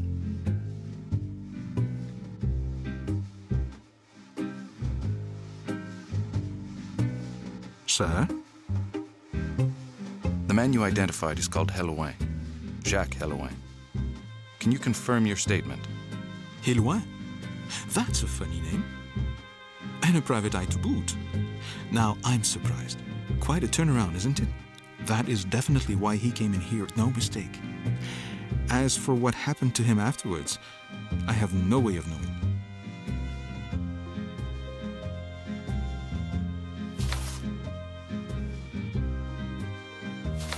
Did Mallet join him, or was it the other way around? Yes, I remember now. He and Mallet had a quick chat, and it was definitely Mallet who met up with him. The man arrived a few moments before Mallet did. What do you remember of their conversation? I didn't hear anything. They spoke in low voices as if they were planning something. As for anything changing hands, I maintain that your man, Hellouin, didn't get a thing. He's the one who gave money to Mallet. Mallet is dead. Mallet is dead? That's awful. It's starting to be an epidemic. I can kiss the money the little scoundrel owed me goodbye. Never mind. May he rest in peace. Did he owe you money? Mallet has always been in debt. On the night of the murder, he slipped off without coming to see me. If he had any money on him, he hung on to it. Thank you. You're welcome.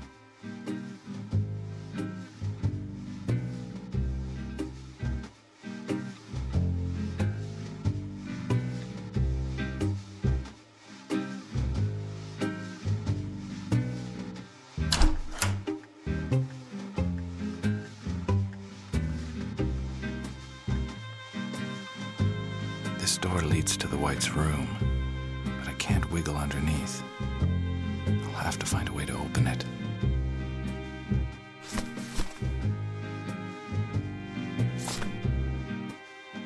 There, a scandal rag beneath the door.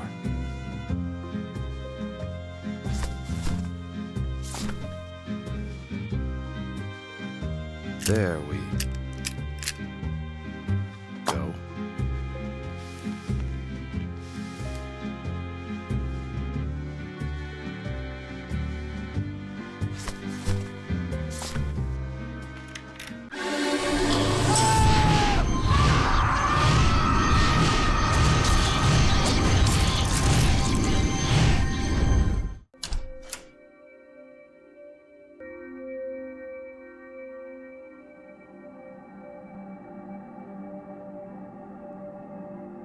It's an engagement ring. How romantic. The engraving inside says, "To Faye with love." Who's Faye?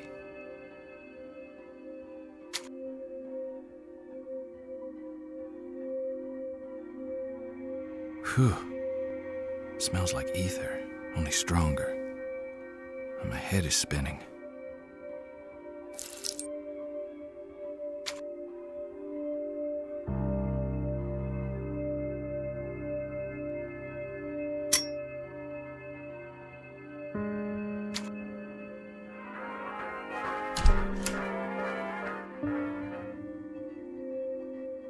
Looks like black hair dye.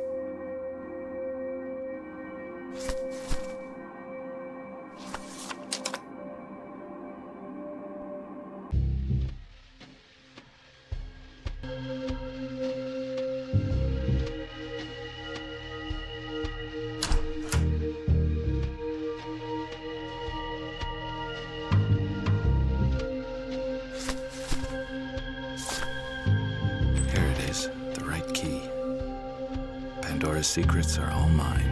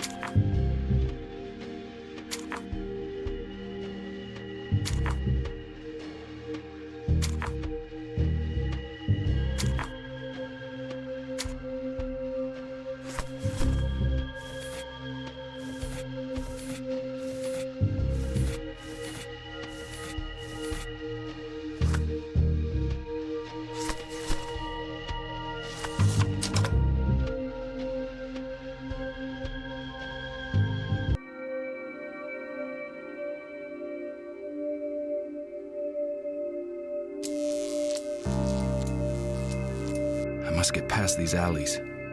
If anyone lays their hands on me, I certainly don't want to find myself in a cell.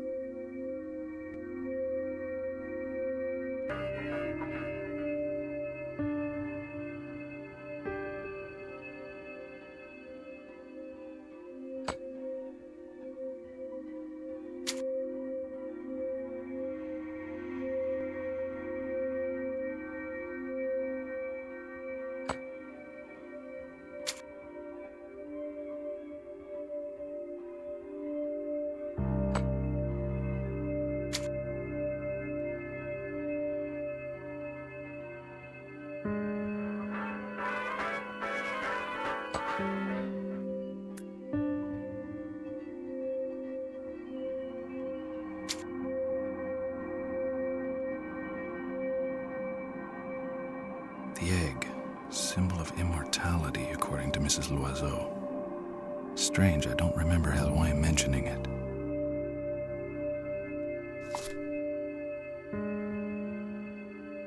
At the heart of the egg, the secret of the soul. A wax cylinder with the cycle of the phoenix by F. Kaufner written on it. All we need now is a phonograph.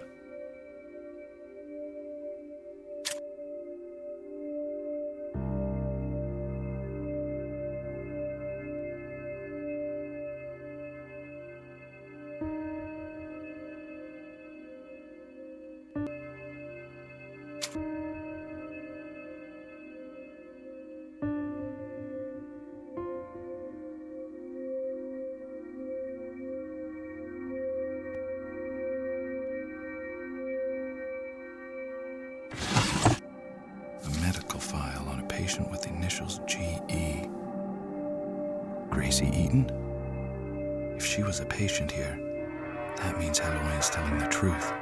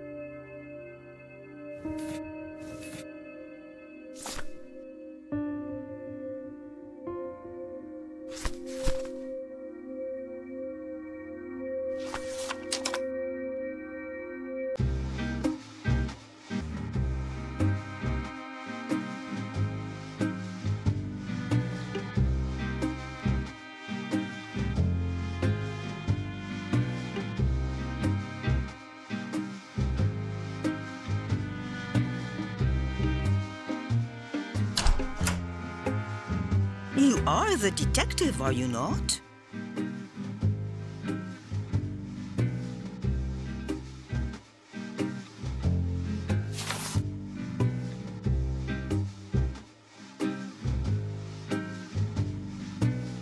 With the arrest of Hellouin, this case has taken a different turn. And I'm the only one who can save him from the guillotine. I have to shed light on two investigations at the same time. It is time to decide who you trust, Mr. McPherson. I'm as eager as you to see the end of this nightmare.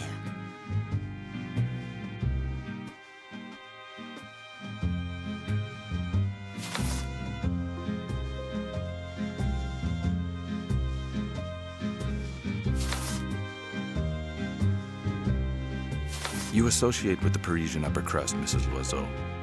Can you tell me about Grégoire d'Alpin? Grégoire de Hellouin is an extremely rich banker in Paris, the heir of an old family.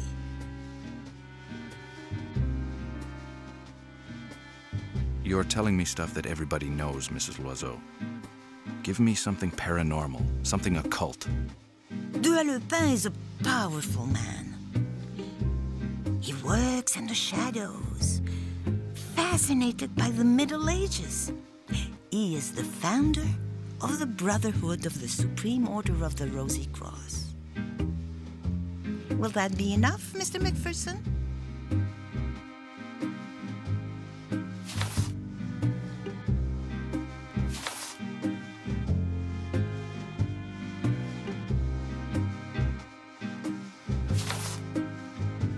You probably know the Brotherhood of the Supreme Order of the Rosy Cross. An occult brotherhood. Beware. Its members are highly influential in every sector of Parisian life. That is what makes them so dangerous. Contrary to what they'd have you believe, their occult knowledge is rather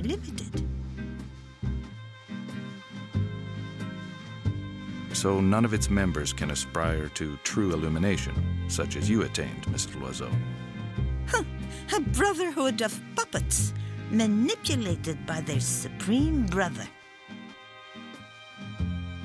Does this Supreme Brother have such an influence over the members as to endanger my investigations? I fear that his influence is becoming harmful.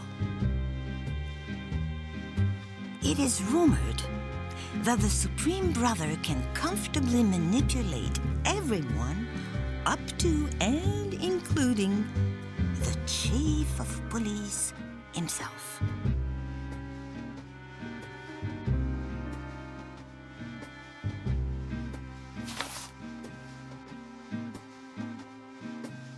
As a psychoanalyst, Frank Kaufner must have a fairly high rank in the Brotherhood's hierarchy. Is he an influential member? Gay. Yes, he does hold a high-level position. In fact, he is the new Supreme Brother.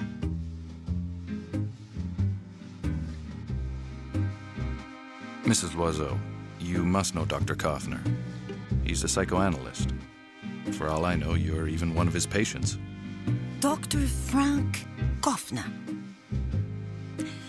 Are you interested in psychoanalysis in particular, or just in the part it played in the White's case?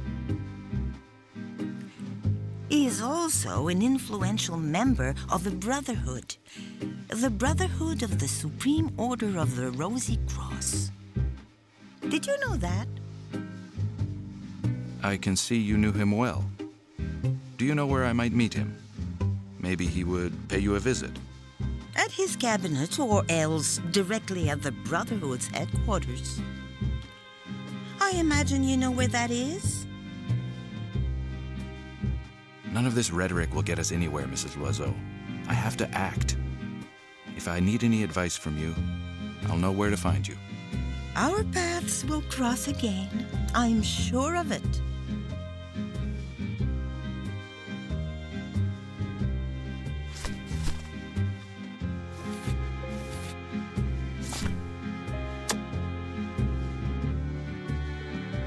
Did I realize how great an impact dealing with this man would have on me, on my career, on my own destiny? His soul has passed from body to body down through the centuries. The cycle of the phoenix. He is the phoenix, risen from the ashes. He has confided in me the secret of his power, of his riches, the head of Baphomet. I am very familiar with the myth. The Companion's library featured more than one legend on the subject. Grégoire d'Alpin claims to have been in possession of the head since the Middle Ages. He acquired it on behalf of the Knights Templar and kept it after their dissolution. They dare to call my manifesto a scientific fairy tale. They think they're the leading experts in psychoanalysis. Vienna. I will prove my theory to them. I will prove that Grégoire d'Alpin is immortal. Slowly but surely, my role in d'Alpin's existence has grown in importance. Using hypnosis, I have managed to impose my will upon him, all the while espousing his ambitions. I shall be his successor as the head of the Companions. His power, his riches, the Baphomet, it will all be mine. I shall be his heir. The time has come. This evening, d'Alpin wishes to see me at his manor. Gracie Eaton, his Adeline, will be there. Tonight, I shall become the greatest. Neither Vienna nor the Alpin can stop me now. The old fool is convinced that I'm ready to receive his soul. Ready to receive his riches, more like. And the influence that comes with them. Then Vienna shall pay for its insolence.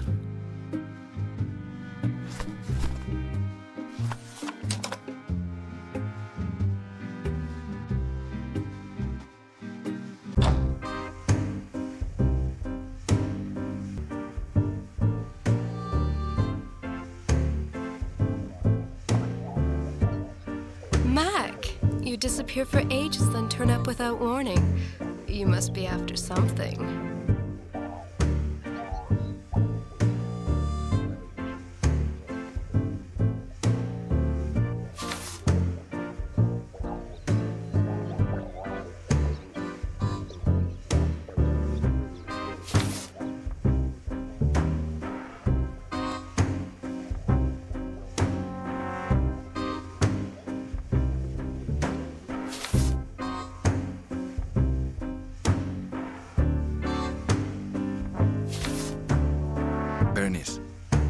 Do you remember the other night, before you came round to my place?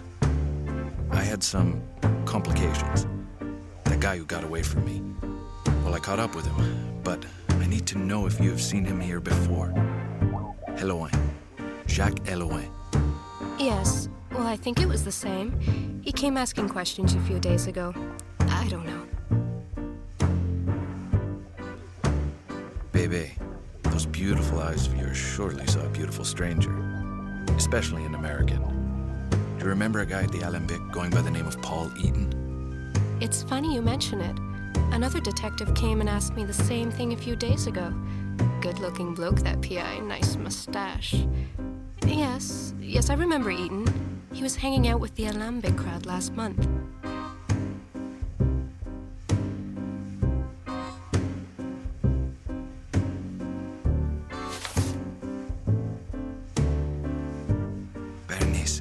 Vital you tell me everything you know about Paul Eaton.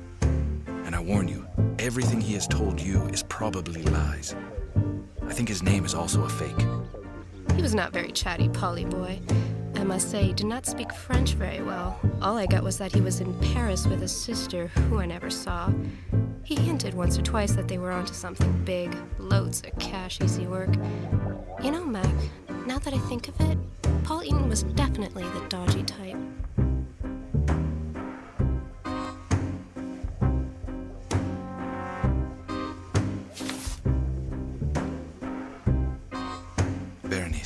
I think I'd better warn you.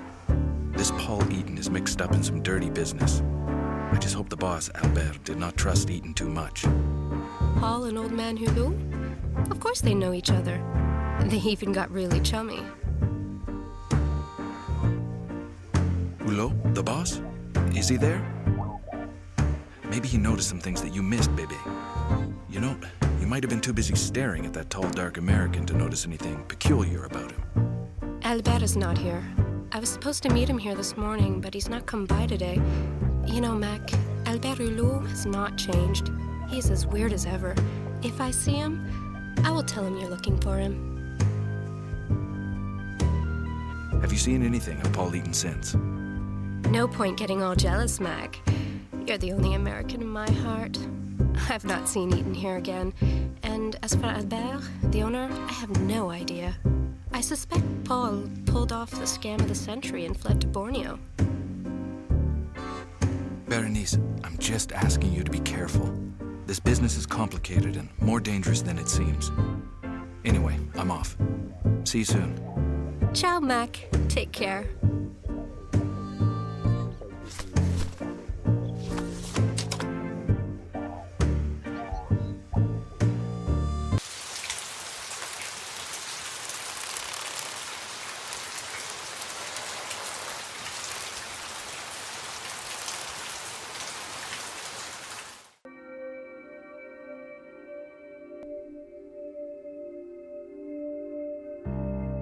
Strange front door.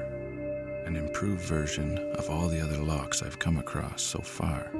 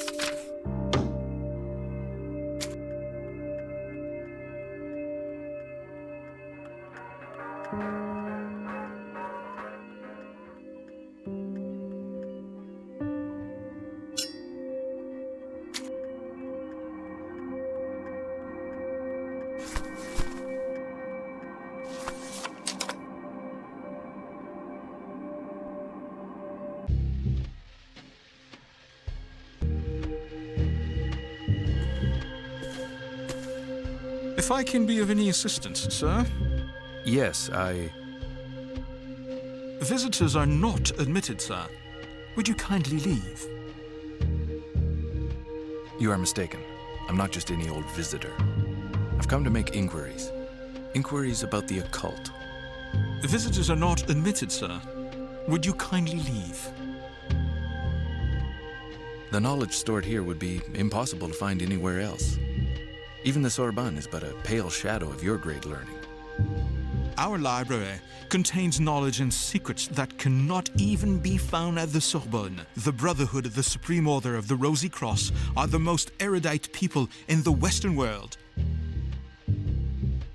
Does your sealed-off library include books on magic, Kabbalah, divination, tarot, lost civilizations, Mu, Hyperborea, Atlantis, the Holy Grail, and alchemy? Sir, one must not joke with the occult arts. Alchemy, the great work.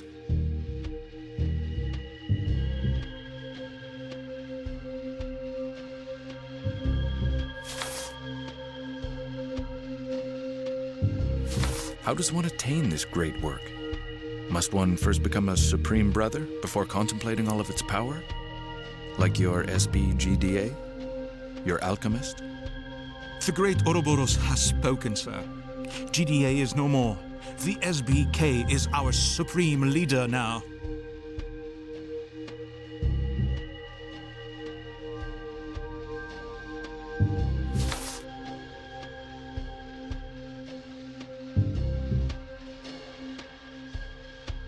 Do you know who is hiding behind this K, Dumoulin?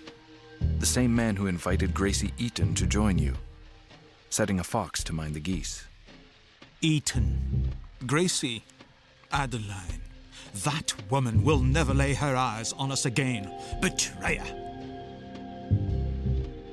You suddenly seem to despise her. Is that the will of your new supreme brother? Is it the will of K? His word is ultimate. His hand, vengeful. He is the SB. You seem to know a little too much, Dumoulin. Be careful with your threats. I'm not here to bother you. I already have a suspect for these crimes. But from what you have told me, I could easily have you charged with being an accessory. At the very worst, you might be sent to the nut house. What would the police do, eh? What would it gain? They will have to wait a long time for an order from the police chief. Leave before things get worse for you.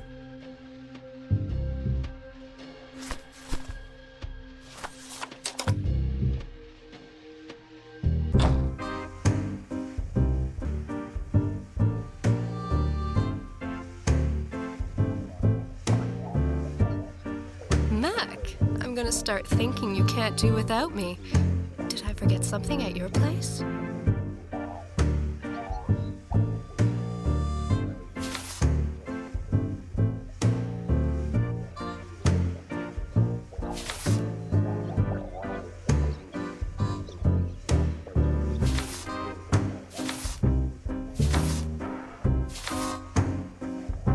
Baby, I need a small favor.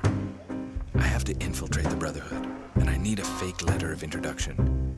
Can you write me one using these documents? No problem. Come by later. Your letter will be ready.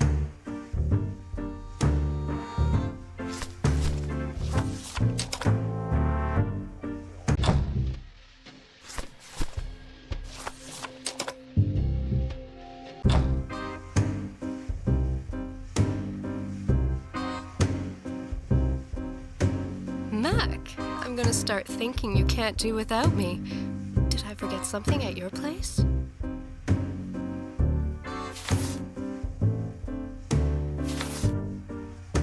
Baby, I need the letter of introduction. Is it finished? Here it is.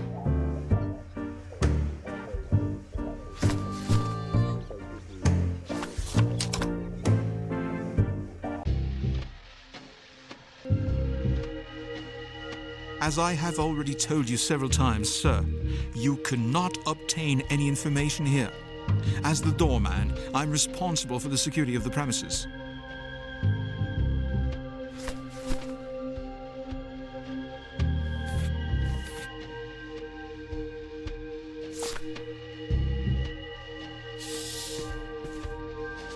I see. The orders rooms are at your disposal.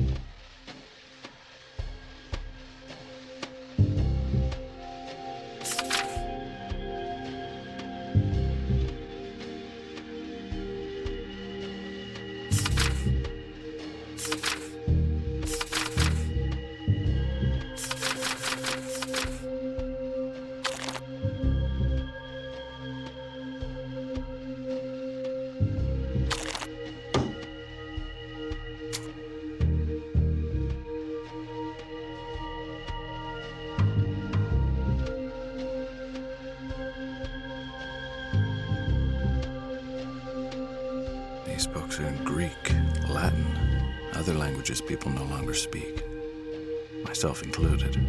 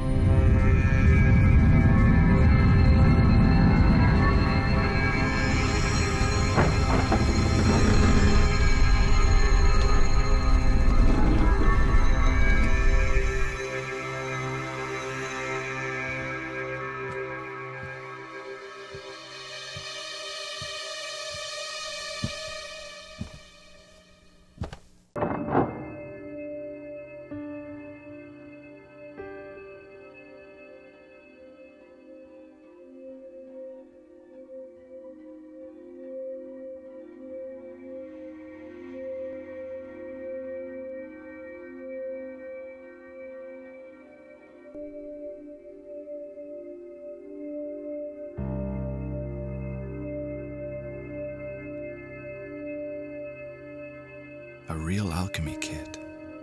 All these flasks contain powders. What on earth does he do with them all?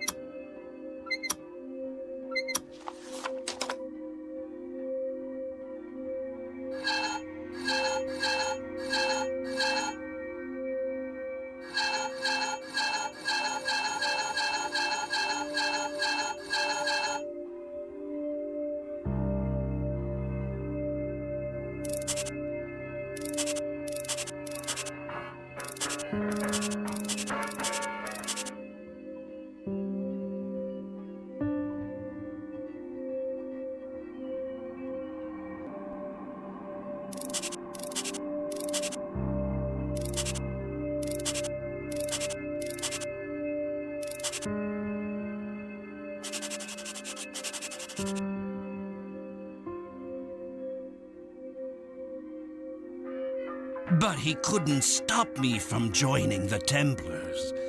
I have to try to cleanse myself of their sin of the flesh. Because of him and my mother, my soul may already be condemned to hell. Only the balm of the Templars' faith can rid it of the mortal sin engraved upon it. On October 9th, Saint Denis Day, I finally discovered the traces of the head. Blessed by Saint Denis, he who smiles down on me in all his beatitude to help me leave my soul. Yes, Saint Denis is smiling on me. The head purifies me. As God is my witness, I, Simon le Bel, in this year of our Lord, 1305, shall enter the body of Pierre le Bel de Clemency tomorrow, June 24th, and shall retrieve what is mine by divine right. In this new body, purified of my soul and of my parents' carnal sin, death will no longer hold any mystery for me. The head of Baphomet has finally revealed all of its secrets. Victory! I would shout this divine miracle from the rooftops if I did not fear the unbelievers and their stake. I am in a new, younger, stronger body, and it is God's will. How else can I explain Adeline's appearance at my bedside? Blessed and cursed. God gave me a new body, but Adeline, my angel, who took care of this new body, is forbidden to me. It would seem she is the daughter of that idiot, Pierre. That's to say, my own daughter at present. I am weary of this existence. What is the point of living for centuries if I can never again glimpse the smile of my beloved Adeline? Ah, Adeline, you who are forbidden to me, will I ever see your sweet face again? I would gladly exchange these solitary centuries to see your face, your eyes, once more. She has returned. She is once more of this world, and so close to me. She visited Kaufner today. It really was her. That excellent doctor of the mind confirmed it. It is her, and this time, she will be mine for the rest of my life. Well, Miss Blake, it would seem you did not tell me everything.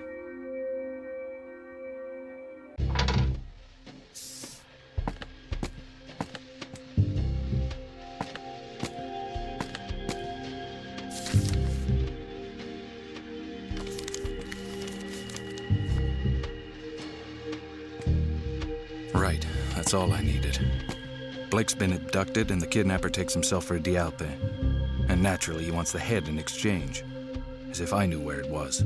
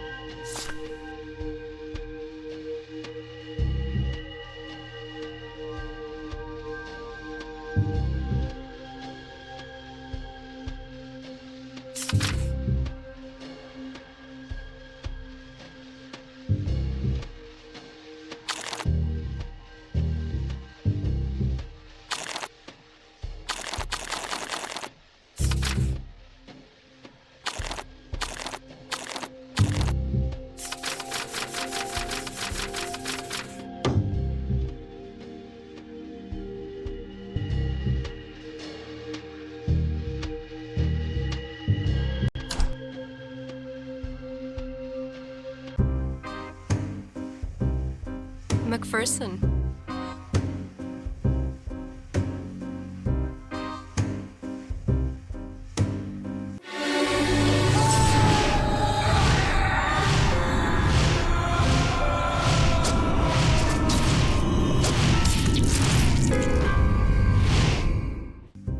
Max, something awful's happened. Hulot is dead. He's been murdered.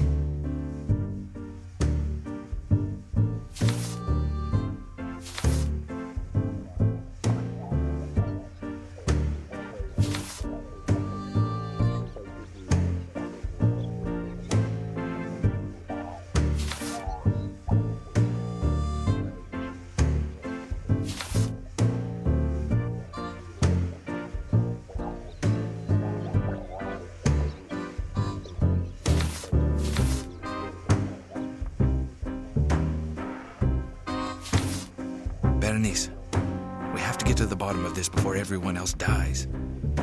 Do you know who is heading the inquiry? Inspector Lebrun, always spotless, the perfect bourgeois. They're putting on an act in an attempt to hoodwink us. In fact, Mac, they haven't got anything to go on. Hulot, you, me, Hellouin, for them we're all nobodies. It's up to us to unravel this.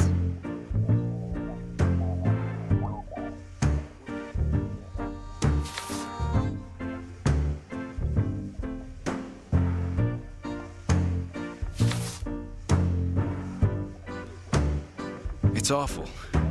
Hulot was not supposed to die. He could not die. He was the last person to see the whites alive. The police. Did the police tell you how it happened? I don't know how to describe it. It is so sordid. His head, Mac, his head was cut off. His body was hanging on the front of the car, and his head was sitting on the hood like a figurehead. Worst of all, in his mouth. The police found a coin in his mouth.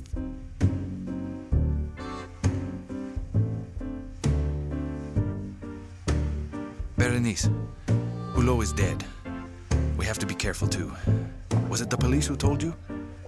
They have a suspect. They're already holding Hellouin. The pigs? They're all the same. The investigation is taking its course, miss. Like hell. Everything I know I got from my contacts. My God, Berenice. Why him? Why Hulot? When did this happen? And you, baby, are you okay? The cops discovered his body at sunrise, but he may have been dead for a couple of days. I have no idea. No idea.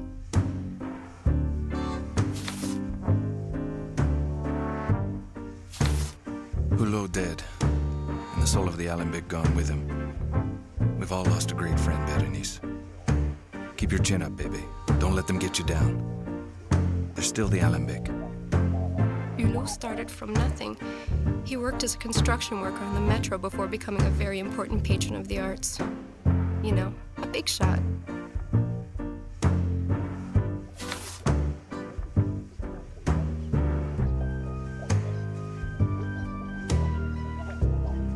Yes, it's true. A great patron to the artists, and a sponsor to you, to me, to the others. He took me under his wing as soon as I got to Paris. A generous man, even if he never wanted to exhibit me. Hulot always had a solution for everything. Like he said, every man has at least one quality. There were those he exhibited, and then there were the others. A real little hive of activity behind Hulot. Painters, sculptors, writers, intellectuals. In any case, Mac, nobody in Paris knows anything about art, but they all want a picture on their walls. And they're willing to pay a small fortune.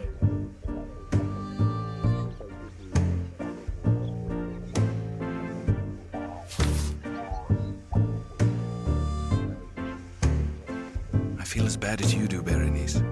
Anyone who comes to the Alembic will be grieving. The place will be a shrine to him. Everyone who comes in will be reminded of Albert Hulot. So many stories. You know how much Hulot loved his entourage. Everybody had a chance. The Alembic was his masterpiece. Take this fresco, for example. You know how many artists contributed? Hulot would ask them to paint a bit, sometimes just a brushstroke. Over the years, it became his treasure. It's true. That fresco is rather special. Did he tell you what it is meant to represent? He used to sit and stare at the fresco at night. Honestly, Mac, he kept the secrets of his soul. But Berenice, doing those little favors could have sometimes made crooks out of us. Everyone knew Albert was a fence. Hulot saw himself as the Robin Hood of the art world. He got money out of the rich for the art of the poor. He may have been a fence, but he had ideas.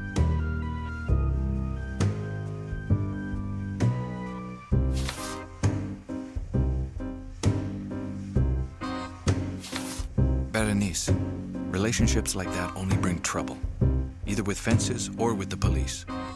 Of course, Mac. I worked for Hulot. We all have to live, you know. And sculpture doesn't exactly pay a girl's rent.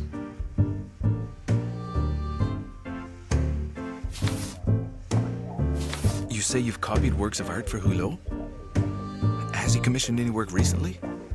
Strangely enough, yes. The day you came to the Alambic, the first time, I gave him a copy of a grotesque bust. My God. Bernice, the bust. The bust you sculpted for Hulot.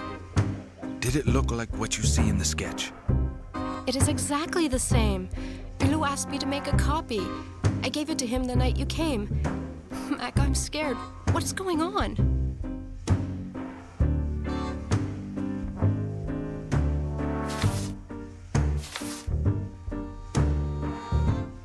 It's awful. I have to find this head before there are any more deaths. Even your life is at risk, Berenice. The killer is after this head. Don't you see, baby? I have to find out how Hulot got his hands on this accursed object. I have no idea who gave the head to Hulot. I made a copy, that's all. I'm not sure I've grasped the magnitude of this business. But one thing's for sure. You are not safe, Berenice. Be careful. I'll do everything in my power to put a stop to these crimes. Everything. Find the killer for me, Mac. I will manage on my own.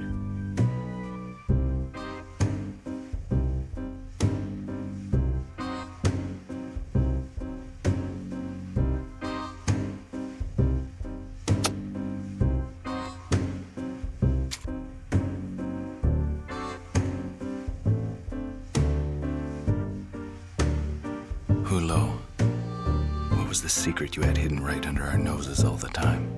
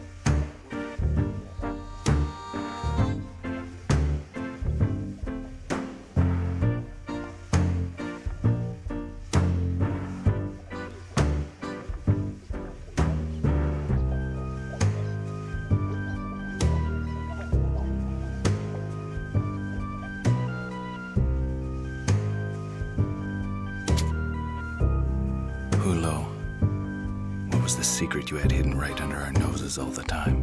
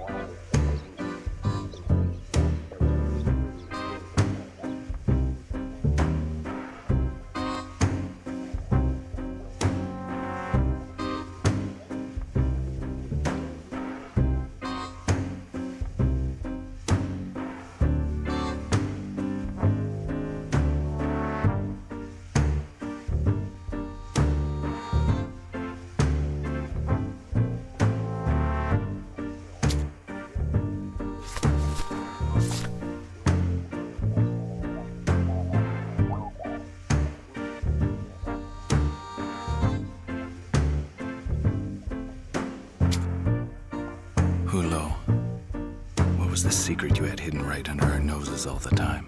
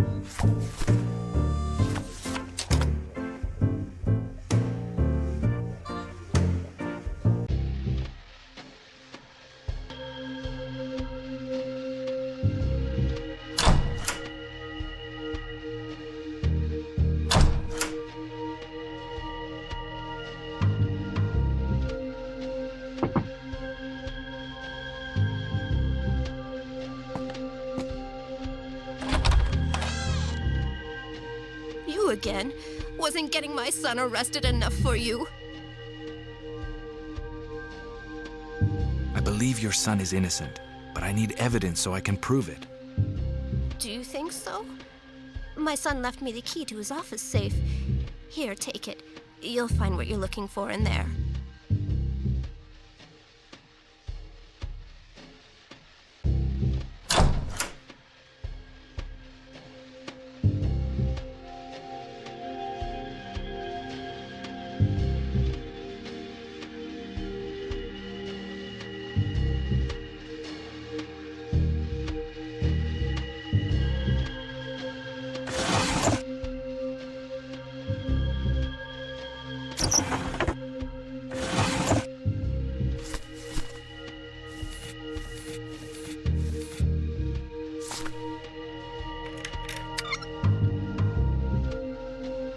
Notes. They contain all the information he found during his investigation.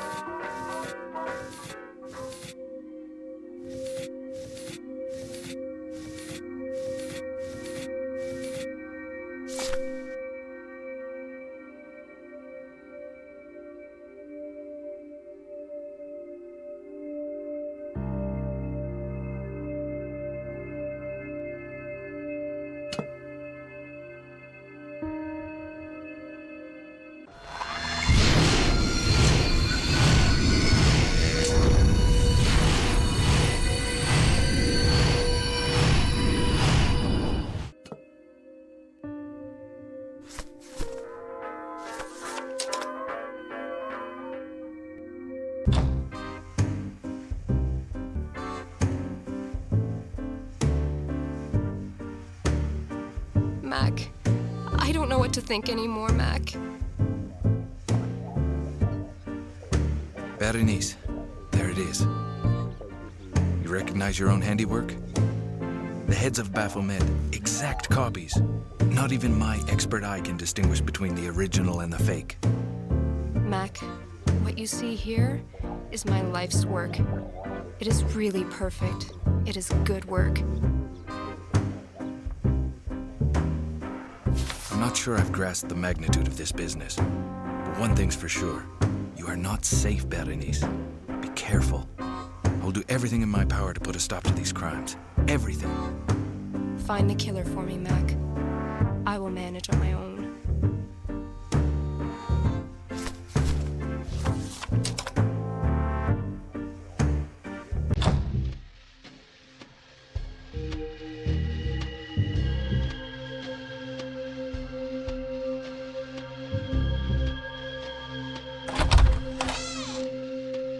Ah, Mr. McPherson, I was just thinking about you.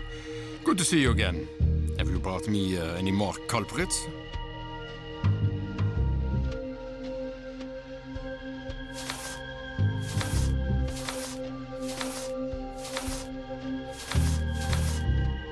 We've been barking up the wrong tree from the start, Inspector. The Whites never were the Whites. The Whites were not the Whites? McPherson, what are you talking about?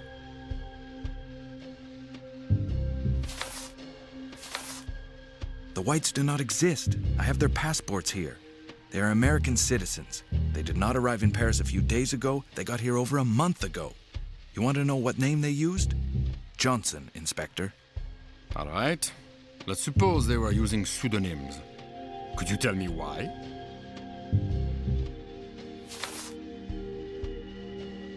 Ruby and Regis are not the real names of the Orphée victims.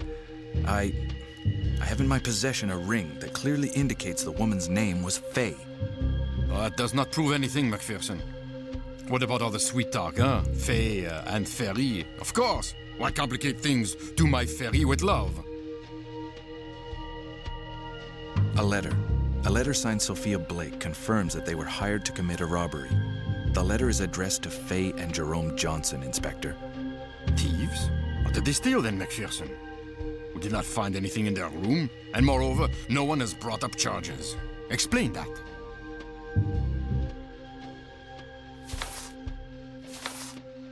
They robbed Grégoire d'Alpin. The plan was orchestrated by the same woman who hired me, Sophia Blake. This is a major con trick, Inspector. D'Alpin? Grégoire d'Alpin? The banker? McPherson, I assure you that a man as important as Grégoire d'Alpin would have called on the police to solve this case. He has the means, believe me. It's strange, but it's true. Doubtless d'Alpin preferred to sort this business out in the greatest secrecy. Just ask Hellouin. He's the one who investigated it. I would have to check with Monsieur d'Alpin. I can't tell you more, McPherson.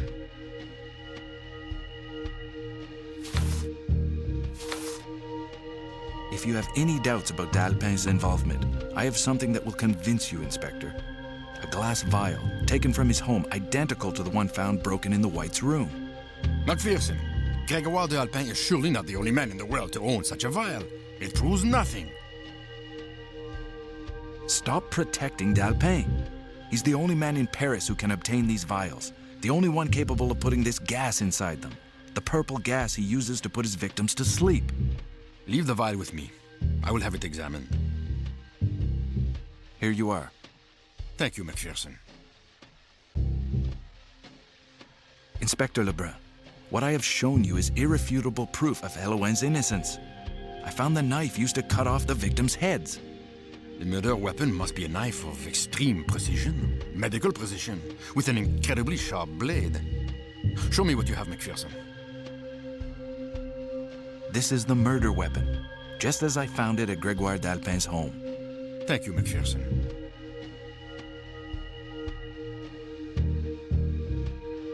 D'Alpin. D'Alpin is dead. He's been dead for over a week. What are you talking about? If anything happens to Mr. d'Alpin, I assure you heads will roll. D'Alpin looks to have died peacefully of old age. Nothing like the other murders.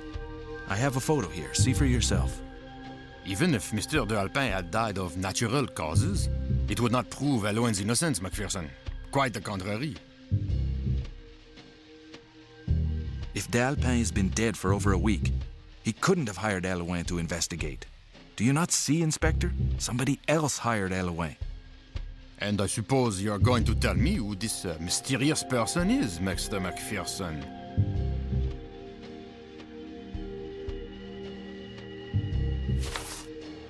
One gold, one brass. One at de Alpin's, the other at Kaufner's. 2 ancient coins. These prove that both men were involved in the murders. Everyone has the right to collect ancient coins. Anyway, what has Dr. Kaufner to do with all this? That is too much. Will you never face up to the facts? You know as well as I do that coins like these were found on all the victims. How do you know about the coins?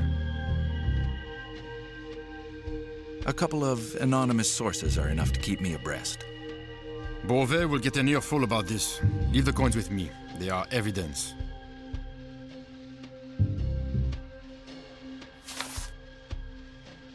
With this, you can start investigating the true motives behind the murders. Thank you, Macpherson. I hope these clues will enable us to prove that Hellouin is innocent.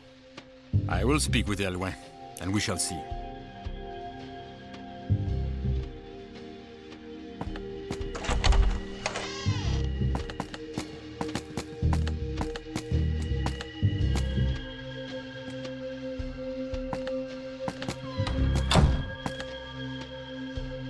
If I understand correctly, the Whites were not the Whites, but the Eatons, who are in fact the Johnsons. A couple of professional con artists hired to retrieve a relic at the Alpins by Sophia Blake. Also your employer, Mr. Macpherson.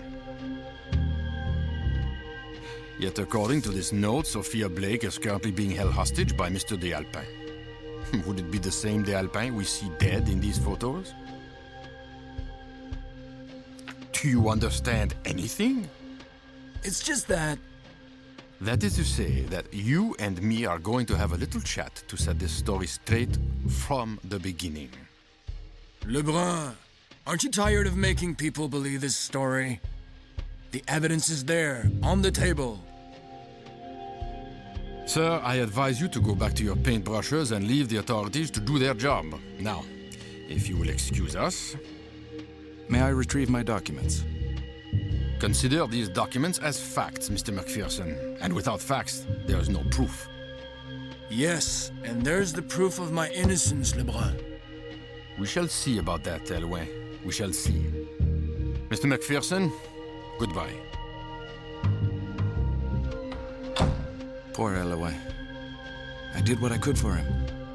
The only thing I've got left now is my conscience. Me, Blake, and my conscience.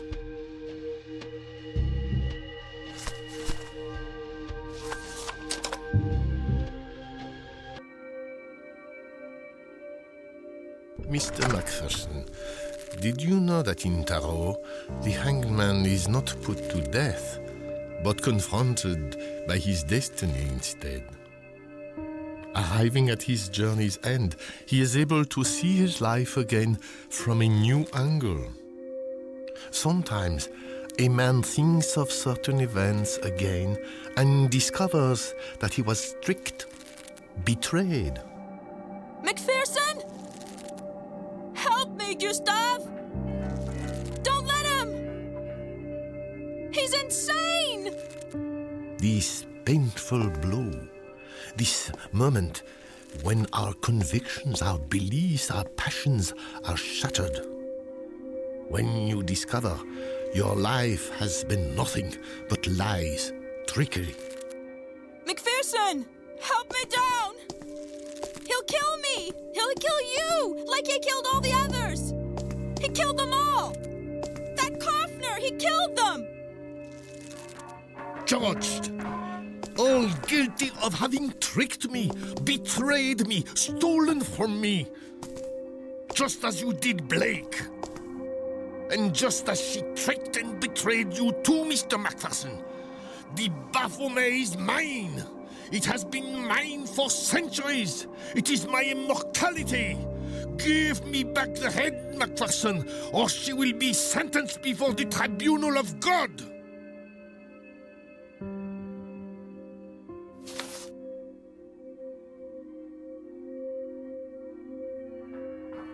The Alpin. You turned to crime, whereas you had the opportunity to live in peace forever. Their death is fair payment for their treachery.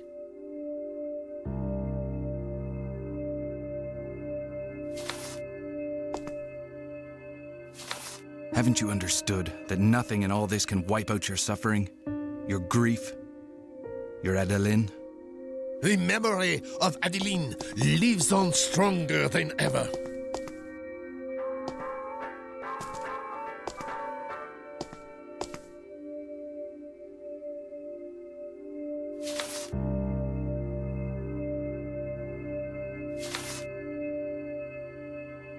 How can you believe in the purity of a love, whilst revering an idol such as the Baphomet?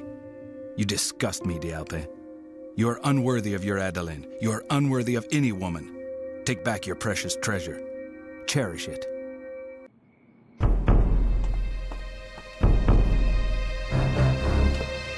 Right. You have the head now. Let her go.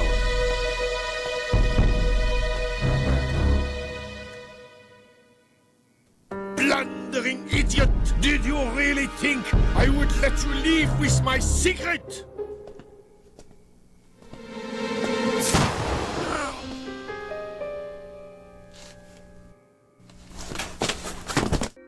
That was close. Yes. I owe you one. Never mind that. If it was not for you, I would still be rotting away in jail. Come on. I'll buy you a drink at the Alembic. It's not like me to turn down such an offer. And there's that cute girl that works there. Be careful. People are not always what they seem. Hey! Don't forget me! No. You'll get my bill within the next few days. And the police should be turning up any moment.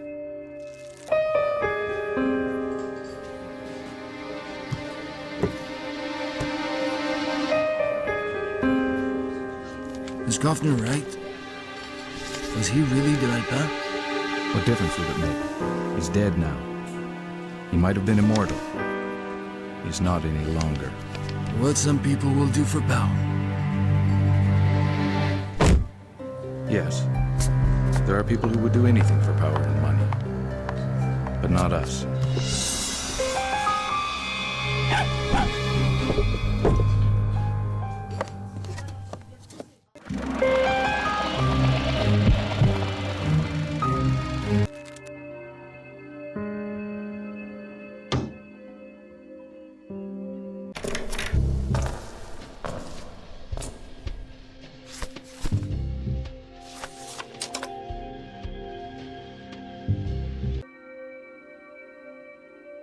Mr. Macpherson, did you know that in Tarot, the hanged man is not put to death, but confronted by his destiny instead?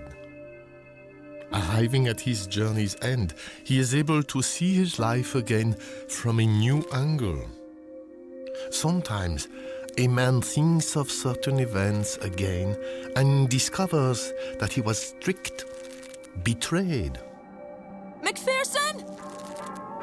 Help me, Gustave! Don't let him! He's insane! This painful blow, this moment when our convictions, our beliefs, our passions are shattered. When you discover your life has been nothing but lies, trickery. McPherson! Help me down! He'll kill me! He'll kill you! Like he killed all the others! He killed them all! That Kaufner, he killed them! Judged, all guilty of having tricked me, betrayed me, stolen from me. Just as you did Blake. And just as she tricked and betrayed you too, Mr. Macpherson. The Baphomet is mine! It has been mine for centuries! It is my immortality! Give me back the head, Macpherson, or she will be sentenced before the tribunal of God!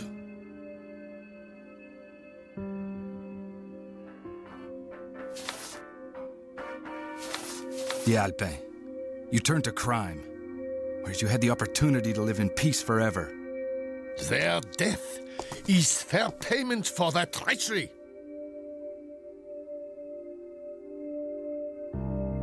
Haven't you understood that nothing in all this can wipe out your suffering, your grief, your Adeline?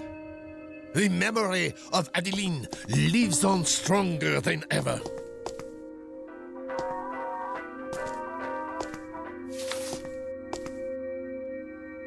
Her memory. Everything that is left of her memory is in my hands. This vulgar idol, this link with your past, your sole treasure, Diabe. This is how you will perish, by its destruction.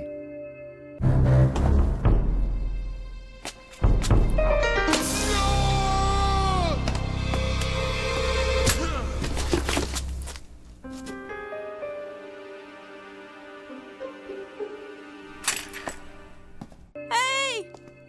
Don't forget me! No. You'll get my bill within the next few days. And the police should be turning up any moment.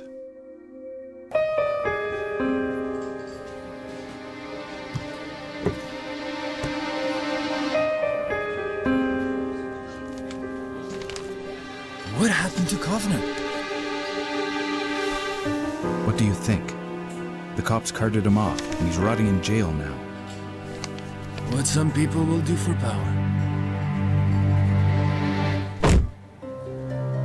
Yes, some people would do anything for power and money, but not us.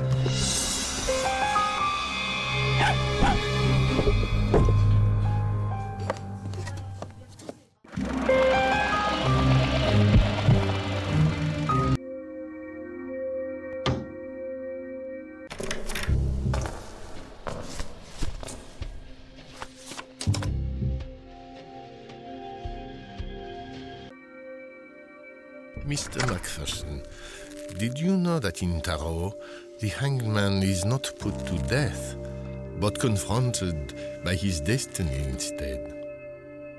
Arriving at his journey's end, he is able to see his life again from a new angle. Sometimes, a man thinks of certain events again and discovers that he was tricked, betrayed. McPherson! Help me, Gustave! Don't let him! He's insane! This painful blow, this moment when our convictions, our beliefs, our passions are shattered. When you discover your life has been nothing but lies, trickery. McPherson! Help me down! He'll kill me! He'll kill you! Like he killed all the others! He killed them all! That Kaufner, he killed them! Judged! All guilty of having tricked me, betrayed me, stolen from me. Just as you did Blake. And just as she tricked and betrayed you too, Mr. Macpherson. The Baphomet is mine. It has been mine for centuries. It is my immortality. Give me back the head, Macpherson, or she will be sentenced before the tribunal of God. You've lost your mind, Kaufner. You've been exposed. You are the killer. You're a monster. I am the sole judge of my actions. But this object has no power, Kaufner. Not this object, not any object. There's never been any such magic. Trying to prove the contrary has made you lose your mind. Ah! Become my successor, Macpherson. I will initiate you into the power of Baphomet.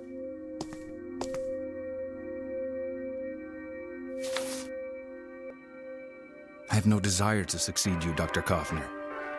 What do you have to offer? This head? This Baphomet? I do not want it. It is yours. Take your treasure back. Did you really think I would let you leave with my secret? Did you really think he would save you? You were wrong. Mrs. Hellouin? Oh, Gendarme Beauvais. I did not expect to see you here. I do not know how to tell you this, but I have news about your son. What's wrong? I can tell that you have news for me, and that it's not good. Indeed.